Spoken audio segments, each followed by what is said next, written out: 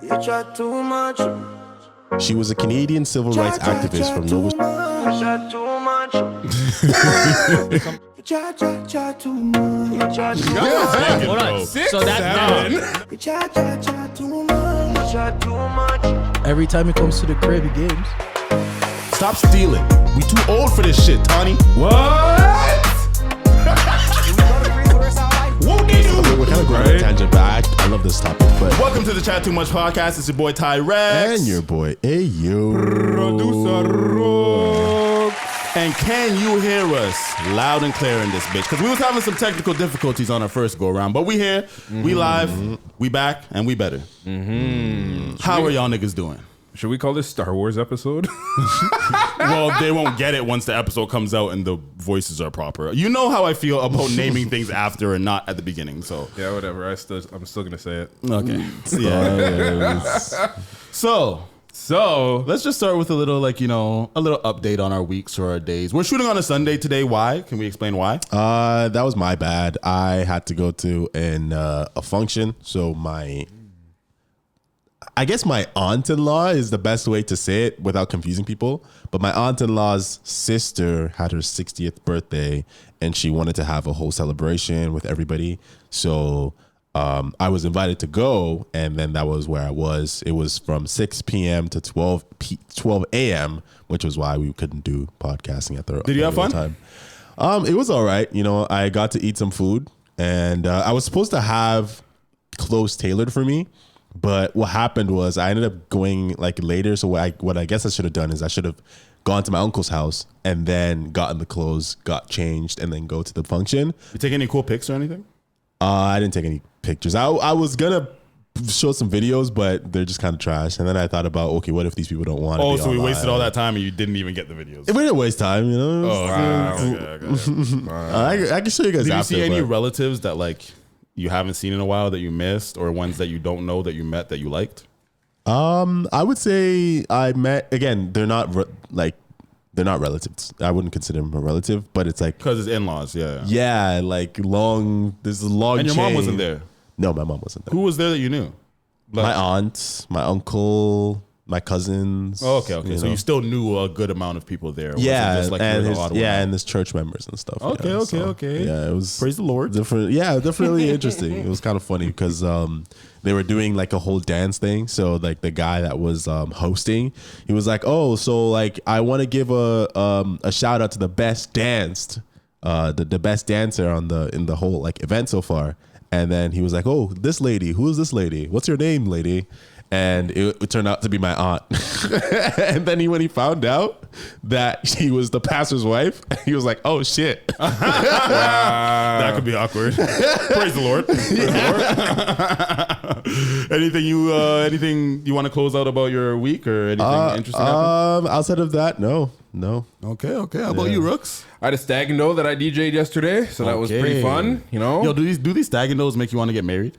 I mean, even without them, I still like the idea of Does it make you more want to get married though? Yeah. Well, again, I've always want to get married, but the wedding, I don't know about all that. Because again, you know how I feel about spending a shit ton of money on something that's kind of just a party. It's we could just throw a party and it not be $30,000. I have a suggestion. Okay.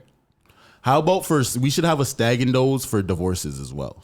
Fam, you know what's crazy? This girl was telling me her sister, no, sorry, not her sister. Her friend had excuse me. God damn, nigga. Sorry, it's the energy drink. Her friend had a stag and doe type raffle prizes thing for their baby shower.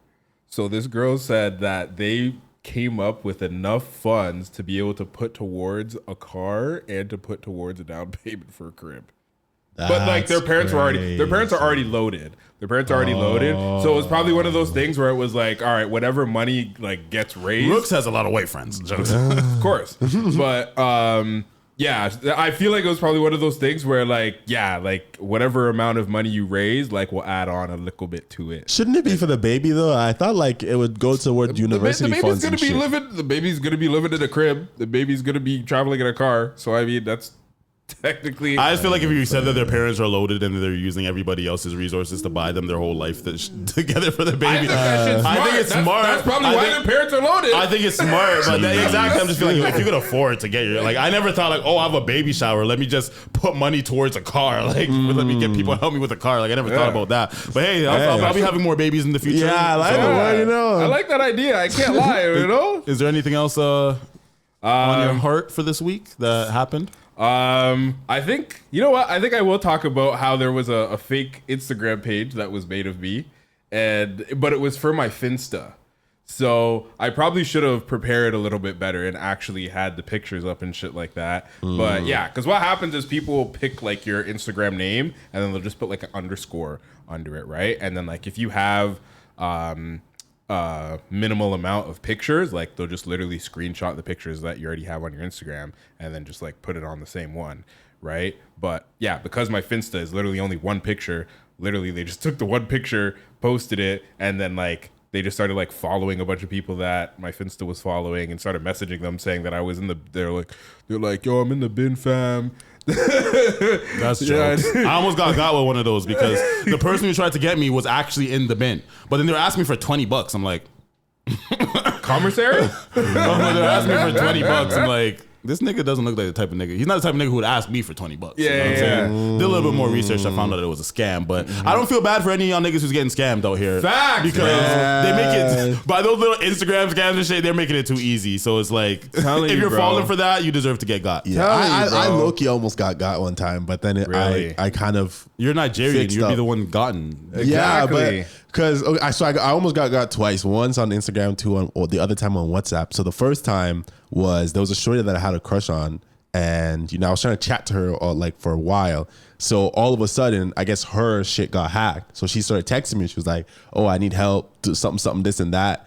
And then so she sent me a link that I was supposed to use to get like reset my Instagram password, so then they would have access to it. But then when I clicked on it and it was like reset your Instagram password, I was like, oh, nice. They're trying to get me. I'm surprised you almost got one. Them niggas aren't even close. But for me, they're not even close unless you do some super hacker shit where it's like you click this and all your shit's gone. Like if it's some shit like that, you might get me. But it's just like I have to give you information and you're gonna koal me like, like nah, nigga, no. Because they'll just be like, oh, what's the code? What code do you see? What code do you see? I remember I was in Wasaga. try. I was in Wasaga. I got an email from Universal Canada saying that they're going to be giving me an offer for growing artists to go on tour with major artists and everything like that. I thought it had the LinkedIn, the Universal thing had official names and everything. I thought it was so real, bro. Until I did so much research to make sure it was legit. Until I seen another nigga who wasn't as good as me get the same type of offer and post it on Facebook. I'm like, whoa. I'm like, whoa. If he got it and I got it, this must be very different. So then I searched it up on Twitter and then I seen a bunch of niggas complaining about the same nigga because he had a fake LinkedIn and everything, bro. It was fake emails, fake LinkedIn and everything. It was great. But yeah, crazy. We've all been scammed. Yeah. Some of us has gotten got, some of us haven't. But yeah. But yeah, just to show people what's crazy about the whole thing is so over 100 people, because I posted it on my story, right? So over 100 people reported the account, right? And so because of that, I assume, oh, sweet, I got this and it says this account was removed. And as you can see clearly there, Rooksasaurus Rex _ Saying you were Rex too. Right? So I don't know why you did that. Okay, first of all, that I've had this handle from like grade probably 9. Or like, okay. Yeah, it's Continue, like it's sir. Maddle. Yeah. So anyways, so I got this and I was like, oh, sick. And then so I posted this and then I had bare people message me and they're like, nah, the account's still up. So I'm like, so Instagram's just out here just capping. Just straight capping to niggas. So yeah, I really don't understand how Meta can do that. The fact that they can literally show this and then people can be like, no, like it's literally still existing. Well, they got fucking millions of users. They have their own issues, bro. I don't know. Well, people be faking profiles. It is All the what it time, is. yeah, if you get got, you get got. Yeah. It's I'm pretty 2026. sure the account is still up like right now. Hey, as long as he's I not didn't getting follow it, mans, so I don't even care. Yeah, as long as he's not getting mans, it should be fine, right? Yeah. But that was the other thing too. I was just like, guys, it's 2026. Like I shouldn't have to tell you that this isn't me. You know? I'm out here doing podcasts. Yeah. How can I be in the band? That was your Yeah. burner though. That I see why that would confuse someone. That's your burner, and if like when your burner followed me or sent me a DM for the first time, you sent me a DM from that burner accidentally or whatever, and you sent me a video, and I'm just like, what the fuck is this account? I thought it was fake at first. So if you, I'm dead. So if that account in general as your burner, I wouldn't know it was you. So I could see how just with the underscore how that could trick people. Yeah. Plus it only has one picture and it's not that active. You know what I'm saying? Yeah. So yeah, I get how that could get people. Fair enough. Yeah. How much time are we at so far? 10 minutes. 10 minutes? Perfect timing. This is what I like. This is what I like. Okay, my week Yeah. ain't shit to talk about my week. But Okay. today, I went on an adventure. Okay. So me and my daughter, we decided to go for a walk. It was kind of rainy. It was kind of like, it's foggy outside, But the thing about kids is that their mind is a blank slate. They don't know shit. So I had to be like, yo, we have a mountain in Hamilton? Yeah, there's a mountain here. Look outside my window. I live like, where you can see the line, the escarpment. yeah. And I'm just like, yeah, you look over there, up there, that's up the mountain where like your auntie lives, and like down the mountain is where we live. So that's up the mountain. You could get there by these stairs. You know what I'm saying? So I brought her to the stairs, and then she just like, I didn't think she's gonna want to go all the way up the stairs. But then I'm like, let me just take her up to one platform. Yeah. Then make her look down, see how like, it looks from a little higher. And then she Yeah. kept up, she said, let's go up more, let's go up more, let's go Okay. up more. We ended up going all the way up the stairs, and she did it. I didn't pick her up once. She did it herself. Strong legs, you know what I'm saying? Y'all niggas did the stairs. We did the stairs. Okay. And then went back down. Like, Fitness thing. That was a great, I feel like that was a great wholesome moment with my daughter. And I feel like it's the little things like that like some people don't value, but little things like that, I think it was cool as fuck. Like teaching kids who don't know shit about shit, little things that are just like simple life things to you that you don't think twice about. It's beautiful, nature walks with your daughter, little things in life. So I just wanted to share that with the audience. And like, if you guys have kids too, take them for a walk. Let them go on and thing. Facts instead of the iPad screens. Chopper said, Chopper said Ricky Waste you be making finstas. Ricky weighs you. Yo, shout out to Ricky Heath. Shout out to the Heath man. Yo.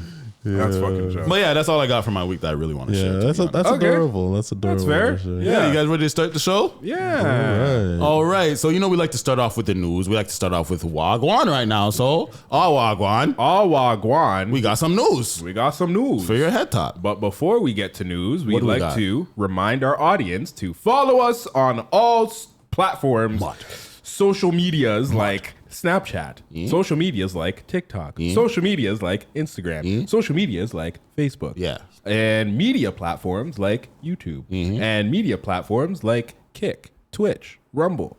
We actually live stream on Facebook, YouTube, Twitch, Kick, and Rumble. We live right now, bitch. We're live right now on every single weekend. We can't say evening anymore because today we started at 4:20. Blaze it.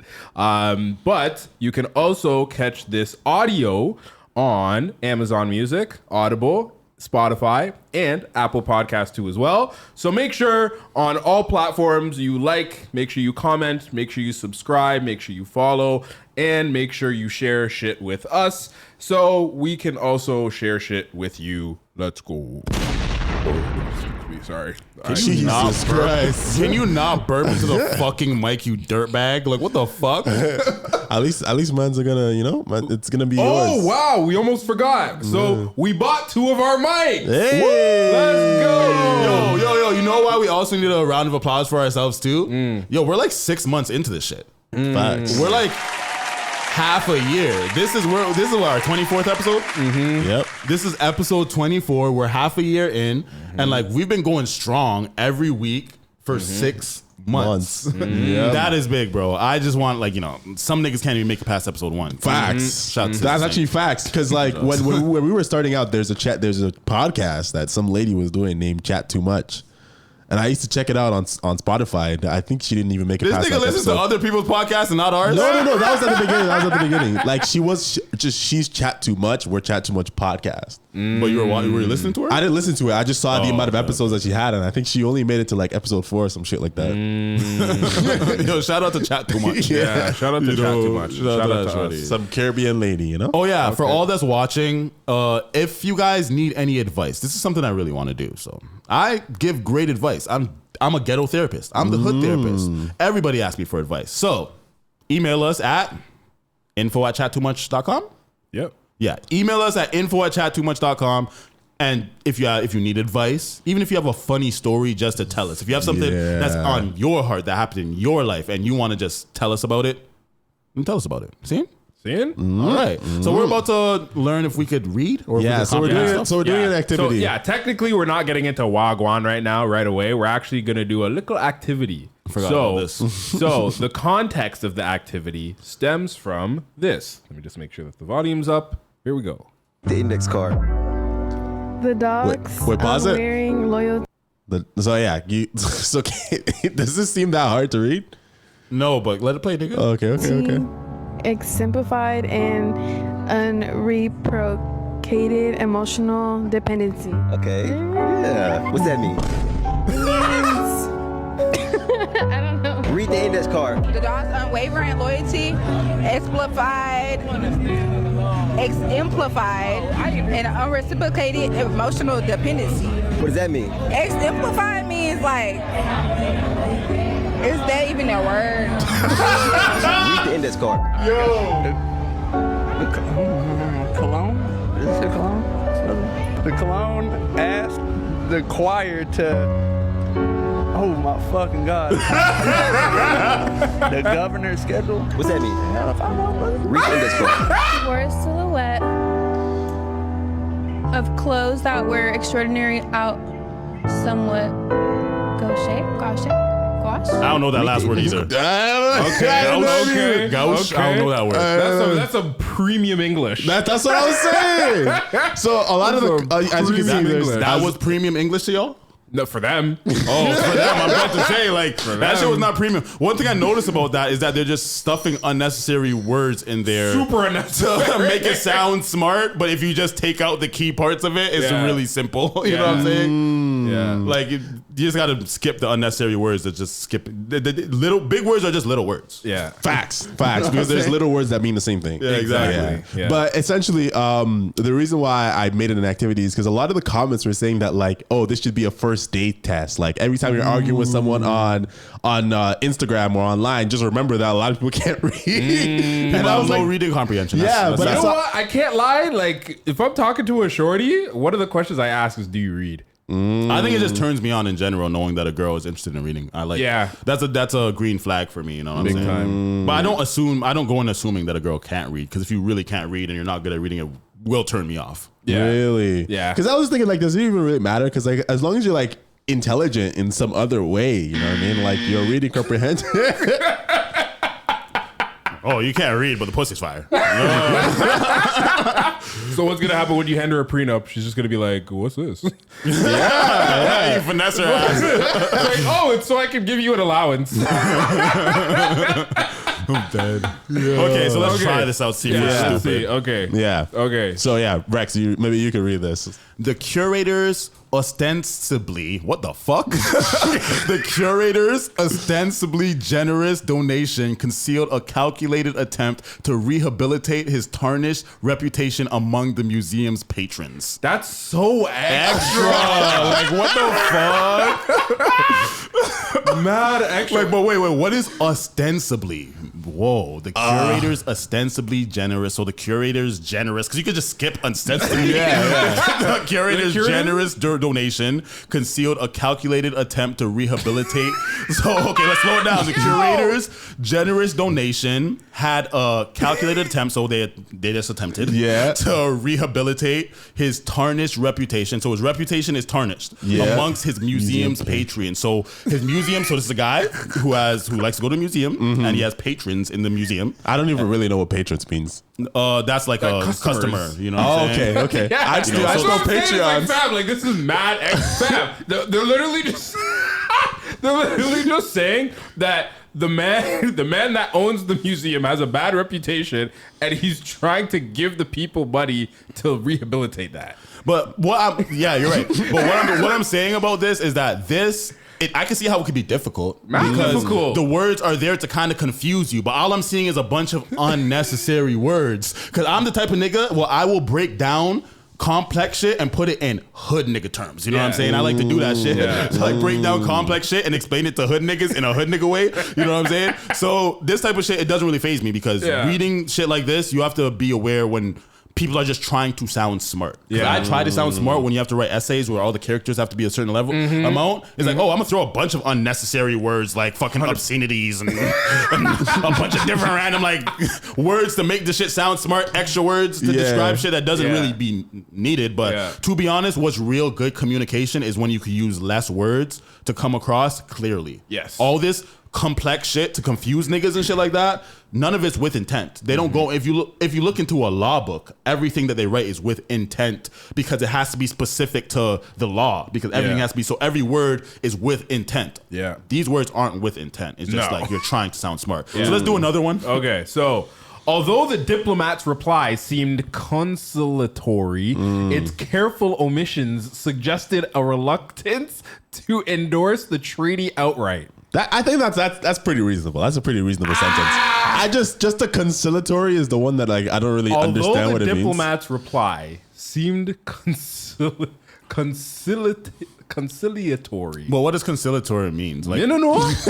But wait. Big words or little words? The first word I see is conceal. So I'm thinking that that's a root word into it. I could be wrong. Okay. So in conciliatory. So if I'm going to assume that the diplomat's replied seemed like he was concealing something. Like maybe, he was hiding something. It's careful omission. So they took careful to omit. Suggested reluctance. So reluctance, you're reluctant. So it sounds like from what it seems like. To endorse the treaty outright. Yeah, so it seems like there's an agreement being put forth and he was basically trying to say less to like say that he doesn't want to endorse it. Is there a small word for endorse? Support? Yeah.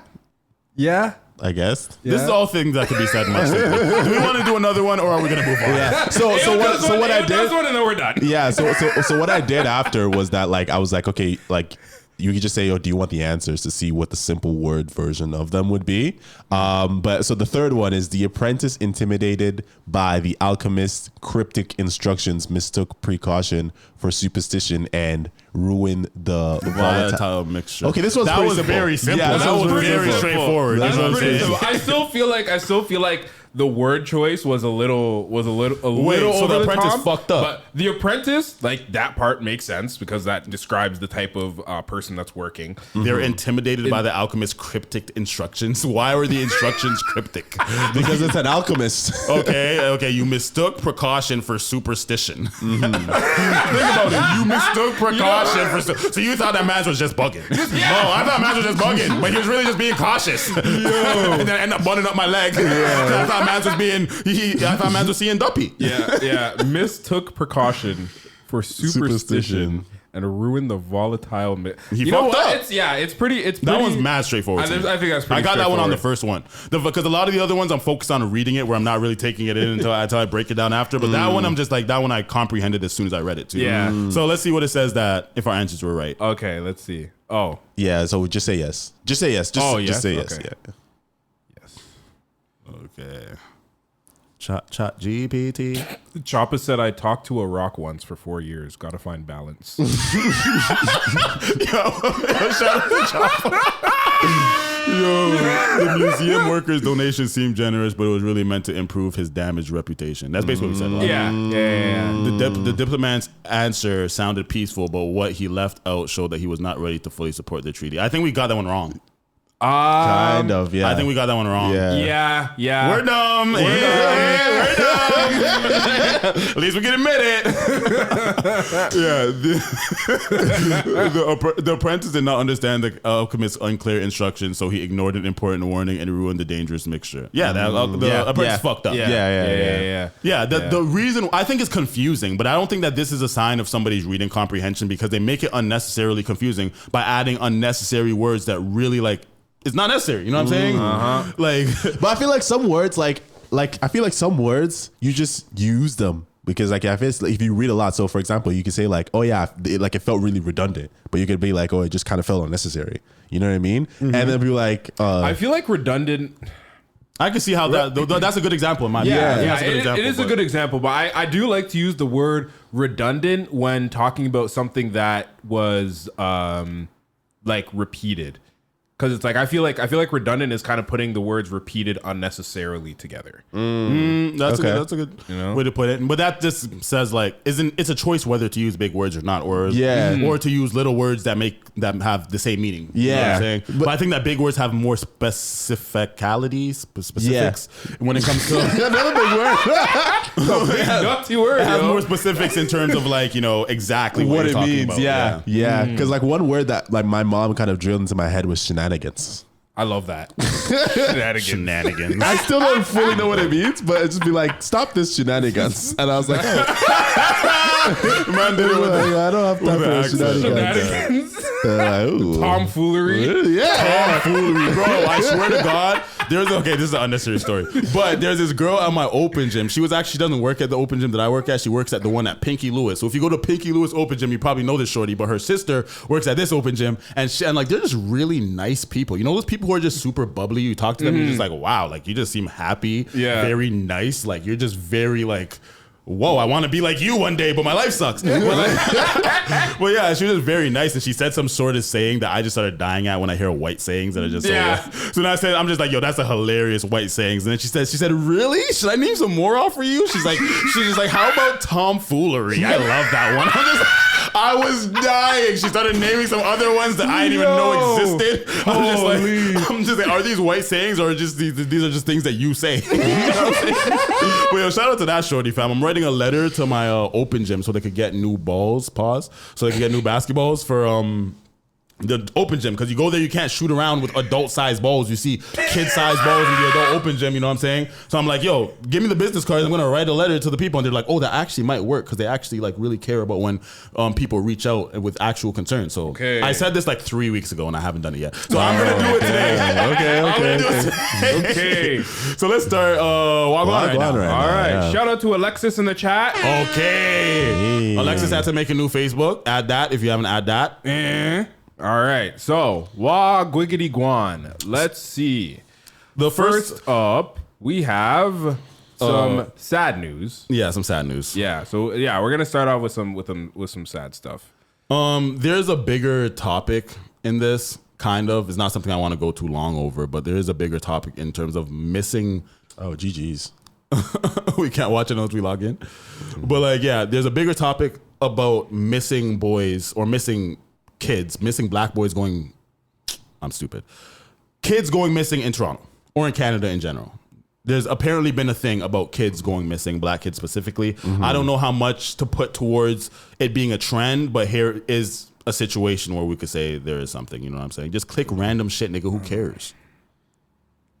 Put it on the screen. Built the caption being mod still. Like, people are so unserious. It says, body of missing Ontario teen found in northern Saskatoon, considered a homicide. God damn. Whoa. It says, Jasiah Weblong of Brampton, Ontario, was living in Pelican Narrows at the time of his disappearance in May 2026. 25. Oh, 2025, sorry. And it says probably got the MSAT. Okay, I'm not going to read Reddit comments because, you know, they have no feelings. Is that all that was in this? Did I copy and paste this and this is all it said? No details? I think so. Mod still. Check. Rest in peace to Jay Silas. Rest in peace. But yeah, I think I just saw this and the reason why I added it is because there has been a trend about missing kids. So like, how old was this kid? Does it say? It doesn't say. But he looks mad young though. He looks mad young. He looks like 13 probably. Yeah. And like a kid that age going missing. Yeah. That's like, and then found in Saskatoon and he's from Brampton.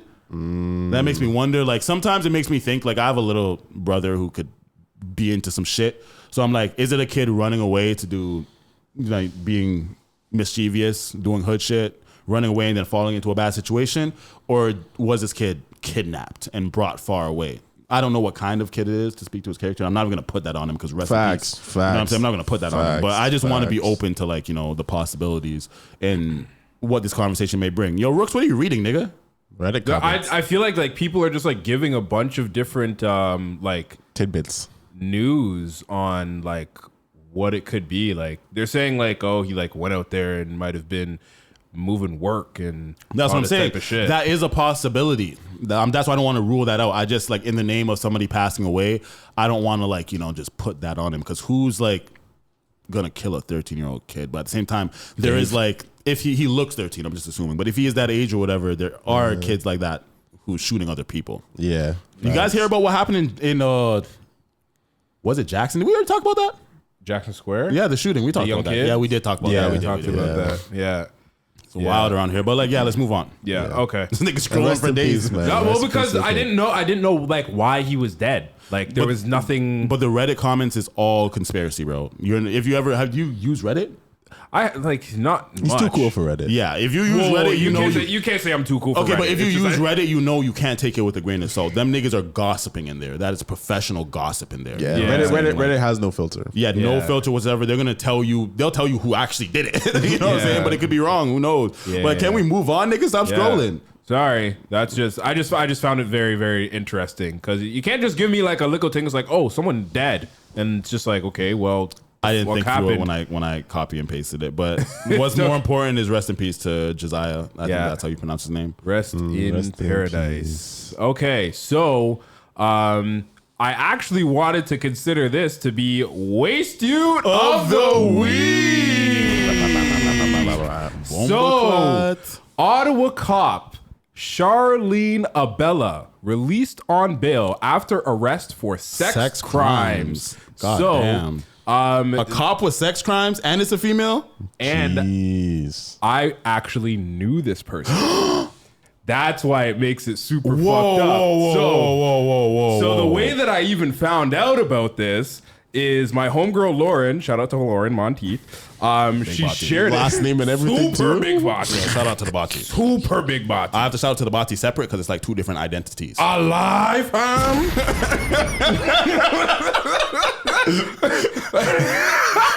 Sorry. Sometimes I think about what I said. I'm like, shit, this is gonna. People might hear this. Man shouted out the first and last name and then said, super big man. I was like, damn. Yo, fam, Maz might have to search her up to see what we're talking about still. Honestly, yo, free promo for my homegirl. But anyways, so she shared it on She shared the article on Facebook because there was like, you know how there's those Facebook groups that are like specified for like, oh, Ontario crimes, Yeah, blah, yeah, blah, yeah, blah. yeah. So she shared this, and I was like, no fucking way. So She's this our girl, age? Yeah. She's kind of. Yeah, Maybe we're just getting old. She's been tiny like her whole life. So, anyways, yeah, this girl, her name's Jen, and the reason why most of us know her is because like she played basketball and like people played basketball with her. Was she blah, nice? Blah blah. Yeah, I remember her actually being nice. But Lauren was saying that she bullied. Apparently, this Jen girl bullied her in high school or some shit like that. So or she elementary obviously was school. biased against Jen. Yeah, but at the same time, it's like, yo, this is fucked up. Anyways, This is allegedly, by the way. Everything here is alleged. She's charged. Oh. It's still alleged until she's convicted. Fair. Oh, yeah. So, anyways, in and yeah, English. also, this is from April 16th, 2025. So, Oh, shit. the details about this is what make it like super, super crazy. But anyways, 3 hours and 10 minutes after Ottawa police announced sex crime charges against Constable Charlene Abella, she was released on bail. Justice of the Peace Sylvia Lapointe sat late on Friday and at 5:12 p.m. granted Abella bail while awaiting prosecution for sex crimes against girls, including 2 counts of sexual interference, which means the alleged victim was under 16. This is why she's wasted of the week, fam. Abella, suspended with full pay and benefits. What the fuck? Is also charged with 3 counts of sexual assault and 1 count of sexual exploitation. I didn't become a cop. What? Jesus Christ. Oh, because you get away with anything? Yeah, that's what I'm saying. Oh. I'm not just saying so I can. No, whoa. Either way. I'm just thinking like, how this nigga's getting? I'm just saying, how is she getting full pay and benefits Yeah, with it? fuck Like up. that's what I'm saying. What job do you fuck up and still get? That's like, you know when you're in school. I'm sorry for the side note, but you know when you're in school and they suspend you and you're just like, now I get to stay home. Nah, I don't gotta go to school. Yay. It's like one of those ones, but yeah, continue. Yeah, okay. So the officer was off duty at the time of the alleged crimes. The prosecutor, Lee Burgess, consented to the officer's release under conditions. Abella and her surety both posted a $5,000 bond, and the officer is required to live at her surety's home in Hamilton. Damn. She's down the street, fam. Yeah, so, well, I mean, she can't really go far, but the Ottawa constable also had to surrender her passport and can't be within 500 meters of anyone involved in the case. Or should be anybody in near a school. That's what's coming up right here. The police officer, while on bail, is banned from playgrounds, banned from parks, banned from schools and pools, and can't be near females under the age of 18. That's a nasty jacket, bro. The officer is also banned from being anywhere near an Ottawa basketball organization. Well, she's in Hamilton.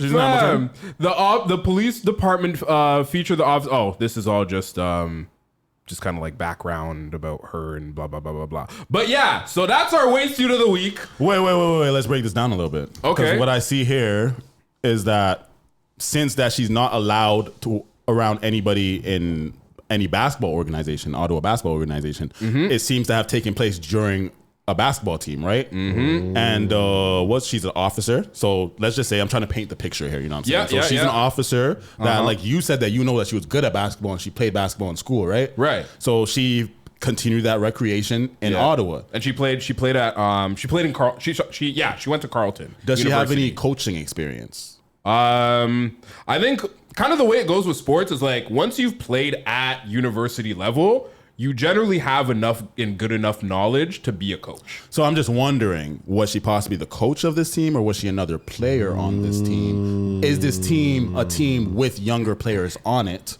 Or is it a team where that's what I'm wondering. I'm wondering if there's a power dynamic. Because if there's a power dynamic with her being the coach or and also an officer. Yeah. Or if there's just like you guys are both playing on the same team and then you're just a fucking creep. For me, it probably sounds like she was either coaching or she even could just be helping out with like a youth program. So it could even just been like a training program for like up and coming like basketball players, you know? And it was 2 counts. Like that's crazy. I do want to leave a little bit room for her to be innocent in this. I just don't want to assume the worst. Yeah. Like we don't have anything damning in evidence here that says that look like up her name. But like look, is there anything that we read here to make you think that 100% she did whatever? We don't even know what she's accused of. No. We don't know. We don't have enough information. No. And that goes into the same thing of why people don't like someone like Tory Lanez. They don't have enough information and we just read the headline and we're going off of this and we're already saying that they're guilty. The fact that she got released on bail, because she's a cop, we're going to assume that she's getting cop benefits. Yeah. But what if the case isn't that strong and it is just allegations? You know what I'm saying? So I do want to leave a little bit of room for that. But did you look any more into it after this? Or no? Because that was 2025, right? Yeah. Well, because the thing is like all of the articles kind of just say the same thing. That she's been charged and they're not giving any more. You know they're going to protect the cop. They're going to protect the cop. But I just don't want to like, you know, as somebody who's been falsely accused of things before, I don't want to assume based on charges that this person is automatically guilty. True. Yeah. True. Yeah. So, you know, Jen, possible waste suit of the week. Just catching these charges at all. Like, that's what I'm saying. It's like, I feel like, I just feel like. Bro. Are you going to make a clip out of this? Yeah, 100%. Holy, shout out to Jen, fam. Have to, bro. Oh my. That was the reason why, like I was telling you, like while we were, before we started recording, that like I called Joel like Saturday morning or whatever, and it was like literally right after I read this, and I was like, "Yo," I'm like, "Did you know that?" He was like, "Yeah, bro." He was like, "Yeah, like that's been going on for like a minute," but like it was like finally that like they actually went to like the charged and this and that. But I feel like it's responsible for us to report it that way, since this is a legal matter with a cop and somebody that you do know. And if it gets out publicly and it is incorrect and you are condemning her for something that she's not convicted for, we could actually get in trouble for that. Yeah, facts. So, I respect that stance because it's like extending the olive branch that you would want to be extended to you. Yes, exactly. If she gets convicted, that's a completely different story. Because I've seen so many like instances of like internet personalities going hard at people that were like allegedly charged with things, and then like they were like, oh, this person's a blah blah blah blah blah blah. Yeah, and it's then it's different when it's Chud the Builder. He's charged, he's not convicted, but we know what he was doing to provoke people. So he might beat the case. Yeah. But even in that case, even if he beats it, we're all still looking at his character a certain way because of what he was doing. You know before. Yeah. So yeah. Shout out to Jen Jen. Shout out to Jen Our waste suit of the week. Oh shit, we have some stuff that Alexis said here. She said, this world is truly becoming more and more chaotic. It's truly sad how people's mindsets now are nowadays. Did y'all hear about the dad who killed his 8 kids? The world is fucked. 8? 8? No, you're gonna have to. This is the type of shit I'm talking about. You guys need to send us shit. Yeah, real shit. Send the link. You can be sending me this shit, Alexis. Like anytime you see some crazy shit come across your timeline, bro, just send it to us. And shout out to Alexis. She just lost like 20 pounds. Round of applause for Alexis. Yeah. She said she lost like 20 pounds. The body goes. Okay. But did she lose the body though? I don't know. She says I never met her in real life. Okay, me neither. Trying to see that still. I'm dead. Okay, so do we have? Is it more sad news? We're past this. I mean, there's the flood's not sad. It's just news. But there's something I was gonna say, but I feel like I shouldn't say it. Say it's it. all good. Say it. I forgot. Chat too much. Okay, so I've seen this video. This is fucking jokes. I mean, I hope she's okay. But it's fucking jokes. Wait. Did you guys know there was a flood going on in New York right now? No. I didn't know about no New York flood till I seen this shit. I didn't know it was a flood. I didn't think this was America, to be honest, because I didn't watch it with sound. I just saw the video come up and I saw her fly down the street. I'm like, boom, buckler. You seen this video, yeah? Let's just get a quick chuckle, quick. Okay, here we go.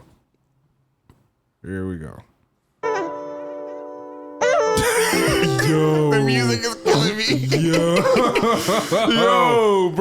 Yo, bro, that's some fast moving water, brother. Nah, but about her actually drifting off with the water, bro. Like, Yo, she was out of here. That is crazy. Again, I hope she's okay, but that is fucking hilarious. Yo, what if that was your girl? I'm posting it. Yo, bro. Imagine having to dive, imagine having to nose dive into the water to save your chick, Jody. That's like, you ever been to a concert with a girl, a mosh pit concert? I went to Lil Uzi and shit, fam. The niggas, bro, it was they were pushing so much that I had to let go of my autonomy of my body just so the crowd could just. Jeez. I was just like, yo, they're moving. I had to let go because you fight it, it's like you're getting hurt, fam. And then my shorty that I was with at the time, she dropped her purse or some shit like that. She had to go down to get it. That shit was like going underwater, fam. I was like, where'd she go? Where'd she go? I'm going down to get her. I'm going down to get her. Going down. I got her. She's like, I lost my jacket. We'll get it after. I'll buy you a new one. We had to wait till everybody left, and then like not everybody, but people clear out quick after the concert's done. Yeah, and then we seen the jacket on the ground. Hey, did people like step on it and shit? Masha. The jacket was fine though. Just wash it. You're good. Okay. That's good. Sucks. Okay, well. That's funny. I'm glad it wasn't as sad as I expected it to be. No, it was funny actually. I'd be forgetting sometimes when I put it in the itinerary and I'd be forgetting until I whatever I title it. Yeah. But yeah, I just thought that was funny, and I didn't know there was floods going on. Yeah. Is there real crazy. floods, serious ones? I can imagine it was just like a flash flood. I think that's what they're called, right? A flash flood. I think, yeah. I think that because of the way that you guys ever noticed that Canada doesn't get any natural disasters. We've only had like very, very, very seldom. We've had like minor earthquakes, and that was like I remember 15 years ago. Didn't you guys get the tornado warning? We've gotten tornado warnings. Fam, I was Uber Eats during that. Yeah, but like, there was no tornado warning. It wasn't even raining when they fucking had my phone going off 3 different times for a fucking tornado warning. I'm thinking that a moose must be flying somewhere, or a cow must be in a tornado, flying somewhere in fucking Kingston or some shit, bro. Bill saw the tornado one in his phone, so I was like, oh, say word. That shit happened, went off like 3 fucking times. I was like, what the fuck is going on? I'm trying to Uber today. I'm not trying to fuck up my shift. Y'all better be tipping extra during the tornado storm. Oh God. You know what I'm saying? God. Better not get one $3 order. Then they say it's because of like the Canadian tectonic plates. I forgot what they called it. The Ontario Shield. No, I don't know, but thank God for Canada. Yeah, like What's it called? I know what you're talking about. Yeah, geography. I know what grade you're 6 or something. Yeah, I know what you're talking about, but essentially what it does is it makes us like in like a very safe place because we're not near the edge of a tectonic plate. Yeah. That's basically what it comes Audience, down to. if you're listening, just look it up for us and Learn something. Yeah, if you're a geography man, if you're a land man and know about them thing there, then educate man. Yeah, I just recently learned that before 1998, Toronto used to be 6 cities. That's why it's called the 6. Drake was onto something. Like I didn't know that, and the fact that it happened after I was born, and that like North York and Etobicoke and Scarborough and all these different parts of Toronto. So it was old Toronto basically was Toronto, and then there was North York, there was York, there's Scarborough, there's Etobicoke, and there's one more that I can't think of right now. But yeah, all those combined together to make Toronto what it is. And apparently they were trying to add like, Brampton, Mississauga and shit like that to make all of the GTA Toronto. You know what I'm saying? Yeah. That would have been kind of crazy. That's why they call it the Greater Toronto Area. Yeah, exactly. Yeah. But the more you know. Yeah, facts. I think the 6 hits harder now that you know that it's 6 cities. Yeah, real but, shit. Well, I mean, the funny thing is about the whole like 6 thing is that was brought in by freaking, what's his name again? Quentin Miller. Yeah, because he's talking about Atlanta. And there's Atlanta, Zone 6 in Atlanta. Yeah, Zone 6 in Atlanta is like the hood. That's where like basically. And I think Drake was doing a song because Quentin Miller was ghostwriting for Drake. Yeah. So Drake was doing the song, and then Quentin Miller was saying the 6. So it was like guess we the 6, nigga. Yeah. Shit. You know what? You know what I actually feel like? I feel like Drake was still like saying it, trying to refer to like, the Zone 6 in Atlanta. But then people were like, yo, Toronto being the 6, that's sick. And then Drake was just like, all right. I really think some things are a little simpler than we make it out to be. 100%, bro. The way things come to be. 100%. This news, this is the reason why I think that this is interesting, because like on any other day, this is just another nigga going to jail. Right? Okay. But I actually pay attention to young Aunt Hefe. Okay. Young Aunt Hefe is a No Jumper host. I watch No Jumper. It's like a guilty pleasure, because when I watch it, sometimes I'm like, why am I watching this? Why am I watching this degeneracy? But I feel like I do learn a lot about this whole Los Angeles hood world that's like not over here. That I feel like I get some weird type of stimulus from it. But either way, young Aunt Hefe, I think he's a great YouTuber. I think he's a good No Jumper host. And like he strikes me as one of those people who has like a super gangster past, but like, doesn't want to do that shit anymore. So he's the unk now who just chills on the porch and watch all the hood shenanigans go on, and he has a YouTube channel where he talks about a lot of hood shit. But he doesn't strike me as the person who's gonna jump off the porch just to do some reckless shit. But he's been arrested. Okay. The No Jumper crew finds out live on stream that co-host Young Aunt Hefe was arrested by LAPD Robbery Homicide Division, held on a $1 million bail. Jeez. So you guys know what the LAPD Robbery Homicide Division held on a $1 million bail. What do you think he did? He robbed some niggas. Yeah, for $1 million bail, nigga. He must have killed some niggas for $1 million bill. Or they robbed like a bank. Actually, no, because wait. It's a division. It's a division. Wow. Yeah. Robbery, homicide division. Yeah, see, reading comprehension. But yeah, okay. So yeah, these niggas smoked someone and robbed them. Damn, that's fucked up. So we have another slide. He didn't smoke somebody and rob him. That's just the division. Robbery Homicide Division is the name of the division. So he could have just smoked somebody and not even done any robbery. They just deal with robberies and homicides. Oh, yeah. Damn. Okay, let's see what they're saying on No Jumper. This is them finding out about it live. Okay. Shellman. Nah, they got the felony. Wow. Felony for what? It doesn't say. It doesn't specify. It don't say no more. It used to say. But I could tell by the bell amount how much the bell amount. 77th LA Robbery and Homicide Division. Oh no! No. That's the agency description. That's bad. It's 77th Street, bro. $1 million bail. $1 million bail doesn't seem. That's what they gave Chud. No. That's only $1 million. Yeah, 1.25. In LA is just $1 million. That's a hot one, bro. Oh man, that's fucked I'm up, not bro. putting that past Aunt Hefe, man. Nah, but we gon' see they could have it, but you never know what your Free the brother is homie, now. he ain't do nothing wrong. Yeah, because in LA right now you have to see a That's judge me. anyway, so we don't even know if that $1 million bill is real or not because you have to see a judge in order to even get a bail now. So I don't know if they just putting that to be there or what. But $1 million bail in Los Angeles, California. That's I'm glad you said that, and I ain't trying to derail from this. So we gonna finish this, and I'm gonna remember what you just said about the bail thing. Oh, Okay. Okay. Yeah. So why I also think this is interesting, there's more videos I attached to it. Why this is interesting to me is because, like, yo, imagine one of us, like, you know, got knocked for an M and we've had to find out on the podcast. Because when an internet personality goes down for this type of shit, like when Big U went down, like, look at this. This is the video he made before he went to jail. And if you watch his videos, this is how he starts his YouTube videos. He'll be like, young Aunt Hefe, they don't care about nothing but what the checks say. And he'd be like, if you ain't leave a like or a comment, then you ain't da-da-da-da. He has a little saying at the beginning of his shit, but. Okay. What's the good old deal with the good old people, man? Today was not a good day, bro. Today was one of those bad days, man, where the devil was working hard, man. He was at work, man, and he was this close, man. He was this close. This close to cashing in on wishful thinking. So right now, right, I'm in a phase where I'm trying to regroup, you know what I'm saying, and think things through, man, and just, you know, he about to cry, create bro. the space to be calm and copacetic, you know what I'm saying, through the storm, you know what I'm saying. But hopefully y'all had a good day up out there, though, man, on this Monday, man, you know what I'm saying. To anybody day who was bad like mine, we gonna make it through, champ, you know what I'm saying. As long as we make it through the next day, man, we gotta, you know what I'm saying, we got another chance, man, to recharge, man, and regroup, man. Salute. Stay strong.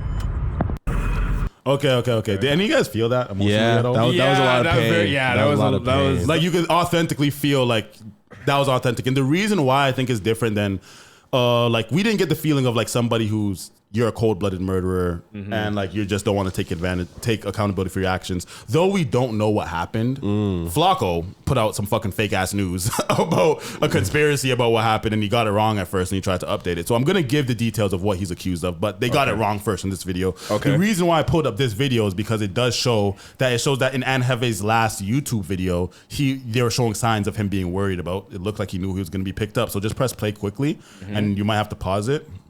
At the footage of the murder. And yes, I got the footage before the police. Don't ask me how I got it. This Aunt Hefe murder investigation just took a turn for the worse. Now, the family of Aunt Hefe has tapped in. Other people from different communities in LA has tapped in, and we have more information. Aunt Hefe was arrested yesterday, a little afternoon, by the Robbery and Homicide Division. If you watch any one of Aunt Hefe's videos from yesterday, Aunt Hefe literally had tears falling from his eyes, as you can see right here. So Aunt Hefe was stressed out, or he knew something was coming down the pipeline. He was literally crying in his videos. Another one like the other one. I don't know what bro was going through. I'm praying for his mental health. This got to be a tough time for Aunt, man. Okay, I ain't never seen Aunt Daddy mode. This is a 12-minute video, so we're not watching the whole thing. I actually didn't want to just show you the emotions in his eyes from that video, because that's what kind of stood out to me from this, because the rest of this, he gave fake news, and then what actually happened was, do you guys know what a DP is? Not double penetration. I know you be watching. I know you be gooning. I was literally about to say pause. I'm not talking about double penetration, though that was my first thought when I heard of a DP or blood. Deposition? No. It's a disciplinary action, basically. So in gangland, if you do something that the gang rules as wrong and you need to be disciplined for it, like a fucking child, like your parents would beat you on your bum, your gang members are going to jump the shit out of you. You're allowed to fight back, but they're going to beat the fuck out of you. And you just kind of have to take it to be in the gang, or they're going to put you off, So if you're getting put off the gang, then like you're no longer of the gang and they're gonna still beat you up and then say you're not allowed to hang around with us anymore. But if you're getting a DP, you're still family, you're still gang. We just gotta jump you and beat the fuck out of you. That's fucked. And apparently a DP went down. It's very normal in their world. You know what I'm saying? It's very normal. So us as friends, if we were part of a gang and then you did something, it's like, this nigga didn't post the click by 12. That's a DP, Then we just have to beat you up, and then you go, on bloods, And then we can't say bloods and at the same time. You know that. We'll have to, we'll probably hug it out, smoke a blunt, get some pizza afterwards, go to Smash Burger, jokes. But in America, they have some fuck shit. A lot of this whole gang shit makes no fucking sense. But yeah, apparently there's a DP that went down and the nigga died. So we don't know if Ant was a part of the DP. Apparently, he was just watching the DP, but he got picked up, and him and one other person got picked up because there was a DP. They beat some nigga up, and the nigga died, and the nigga was like 50 years old. So in gangland, you know, you be gangsters your whole fucking life, I guess. You know what I'm saying? So niggas is literally old as fuck in his 50s that they beat the fuck out of him, and he died. Surprise. You know what I'm saying? And I don't know if Aunt Hefe was involved or if he did it or not. My intuition is telling me that he was there and he was a witness and he didn't actually hit the person. And the only reason I'm saying that is because of what I've seen from him on the podcast, and I could be wrong, because he was in jail for a pretty long time. I think he was in the feds too. He was in jail for a minute, and then he got out, and then he joined No Jumper. You know what I'm saying? So I feel like he's really upset because he was taking positive strides towards life. And it seemed like he fucked up.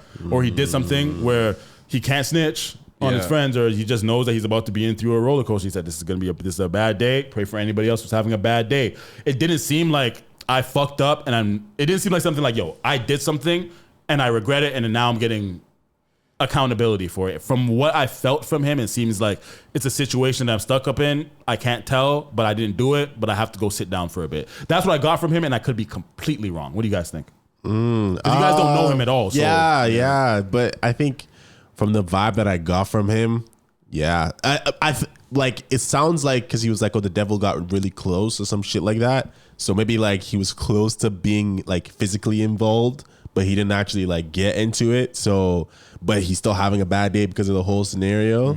I could say like, that might be what's going on. Yeah, I think he knows that something went wrong and it shouldn't have went that way because of like a very small factor that he maybe feels that he could have. Yeah, he probably has some impact. sort of accountability. Yeah, that he could have had some kind of impact if he just like said something, or like maybe just wrong. It could be one of those place, wrong technicalities where like, cause he died and you were allegedly involved in the crime because he may have been there and maybe not even hit him, even if he did hit him or not. But it could be a technicality like that where he knows that he's not in a good situation. But it could have even been like something as small as like, oh, because they're all like a community or whatever, he might have been the one that like drove with him in the car. Because it's only him and another person got picked up, I'm pretty sure. I think it was only 2 people that got picked up. And so it could be something literally as simple as like, it was them 3 like in the car on the way to the whole DP thing.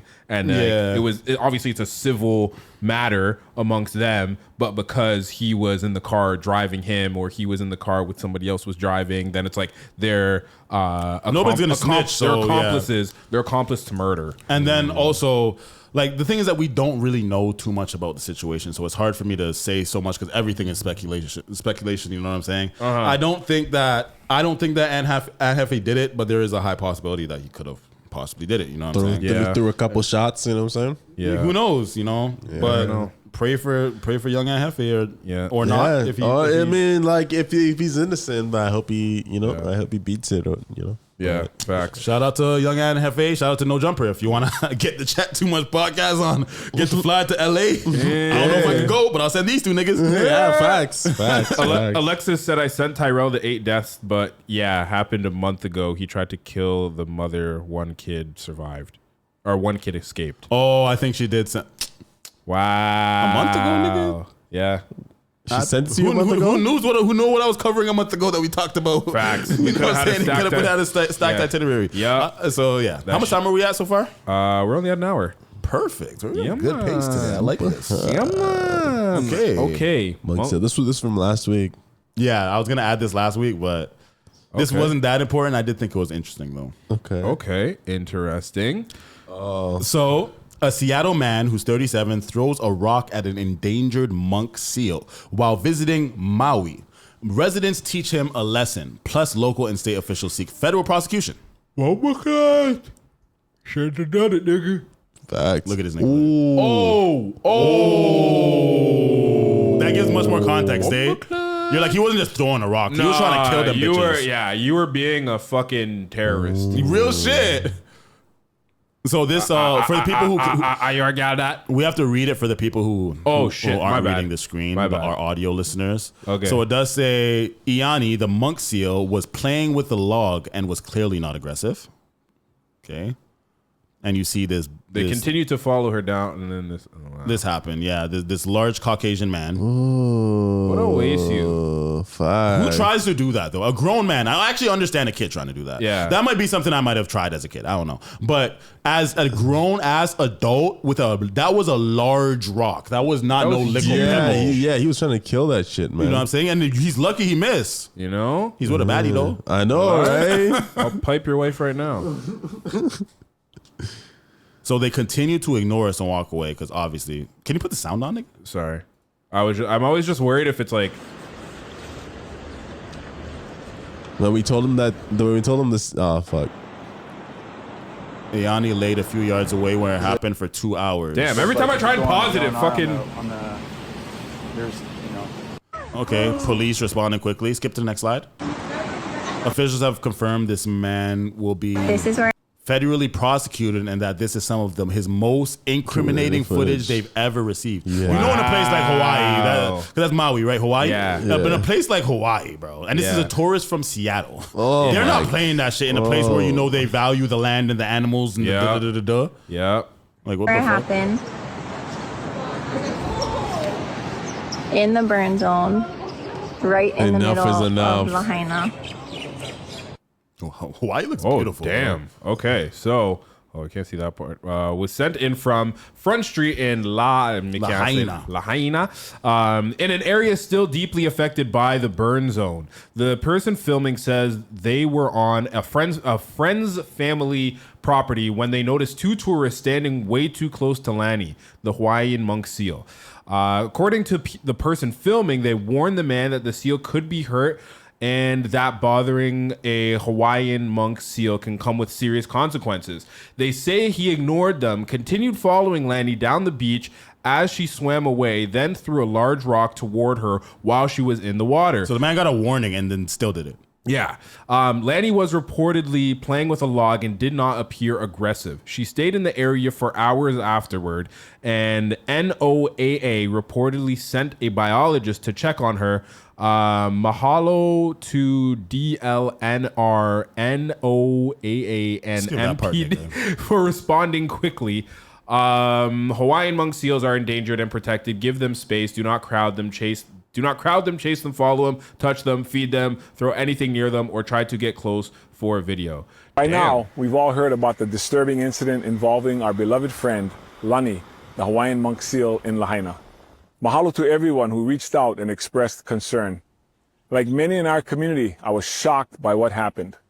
Lani is not just a seal to us. She is part of our ocean ohana in Lahaina. Many of our residents know her, watch over her, and care deeply about her well-being. In fact, members of my team in Lahaina have been tracking and looking out for her for some time now.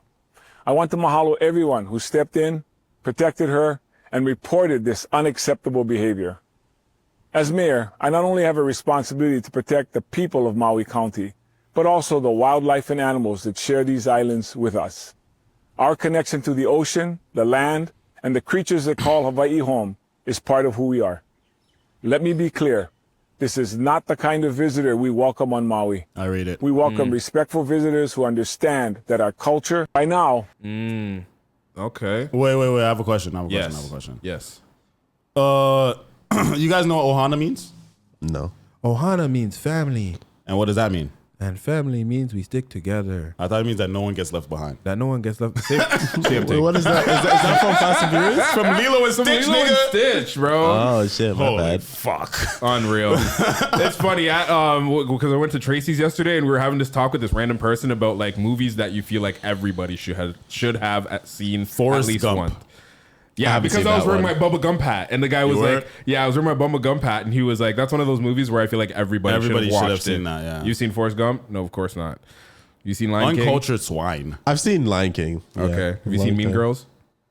Long time ago. I don't think I watched the whole movie. Whoa. Mean Girls, nigga. Yeah, we might have to watch that shit after. What the fuck? That's a classic, nigga. Yeah, that's a white girl classic. Step Brothers. Nah, you took too long to think about it. No, I have. The Hangover? No, I haven't watched the full movie. No. Madagascar, nigga. Yeah. Kung Fu Panda? Yeah, Kung Fu Panda, yeah. Okay. Happy Feet? We're going on a tangent now.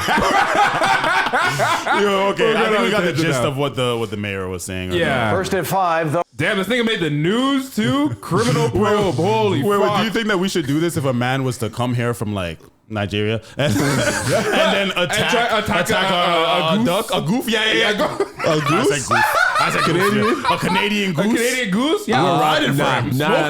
Nah. Smoking him. We have to crush that. Yeah, we don't. That. Yeah. Why? Because he's Nigerian? Nah, because it's a Canadian goose. You know, if you kill a Canadian goose or hit it with a car, you're going to jail. Yeah. He could go to jail, but we don't have to crush him for it. You're gonna crush in jail, fam. What do you mean? We don't have to crush him for it. He's the type of person to be like, oh, he just called you a nigger. Because he just called you. You don't have to beat him up. Come on, it's just a word, bud. I'm not gonna lie. The Canadian geese are kind of a menace still. Can't lie. Fam, just move out of their way. Yeah. All they do is just do their own thing. I've never been attacked.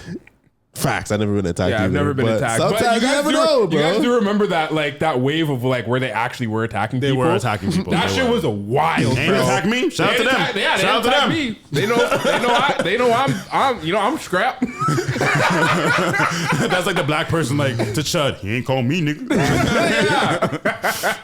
But you know what? Yeah, I know that is something I do really like. That there's a whole island that is really, really protective of their land. Shit, yeah. Because at the end of the day, bro, like, yo, North America, we can be very, very, very self-sustained if we weren't just like fucking up the land. You know what I'm saying? We got some good lands. Yeah, so that's why I like seeing people that really take care of it. And it's like, yo, the land feeds us at the end of the day. So like and the animals, I'm not rocking with any animal cruelty at all. That's just fucked. Yeah, and I'm not even an animal guy. Yeah, I'm not an animal guy, yeah. but animal cruelty, that's fucked. Why are you trying to throw a rock at the animal's head? That's still a Idiot fucking thing. That's still a life form. Yeah, true. But yeah, you want to hear the? I feel like we kind of covered. And then turn the. There's a video of him getting beat up. I want to see the video. No way. Yeah, he got beat up by the people who on the island, bro. Keep going through the slides. Oh shit. Okay. Yeah, fuck all this shit, nigga. Fuck all this shit. Okay. Over to the National Oceanic. What appeared to be the man getting a... We do want to warn you this next story may be disturbing to some. Outrage is growing after a disturbing incident caught on camera. I was like, okay, what is it doing? It's not moving at all. Shit. We like went a little bit closer and we heard that it was breathing really hard. That's when we really got concerned. Kaylee Schnitzer and others called Maui police, NOAA, and DLNR for help, all the while speaking to the man who allegedly harassed. State officials are now confirming they have identified the man accused of... Federal investigators are looking into the Seattle man. Detained a 37-year-old man. Damn. Where was the video? There was a there's no other video attached in the itinerary?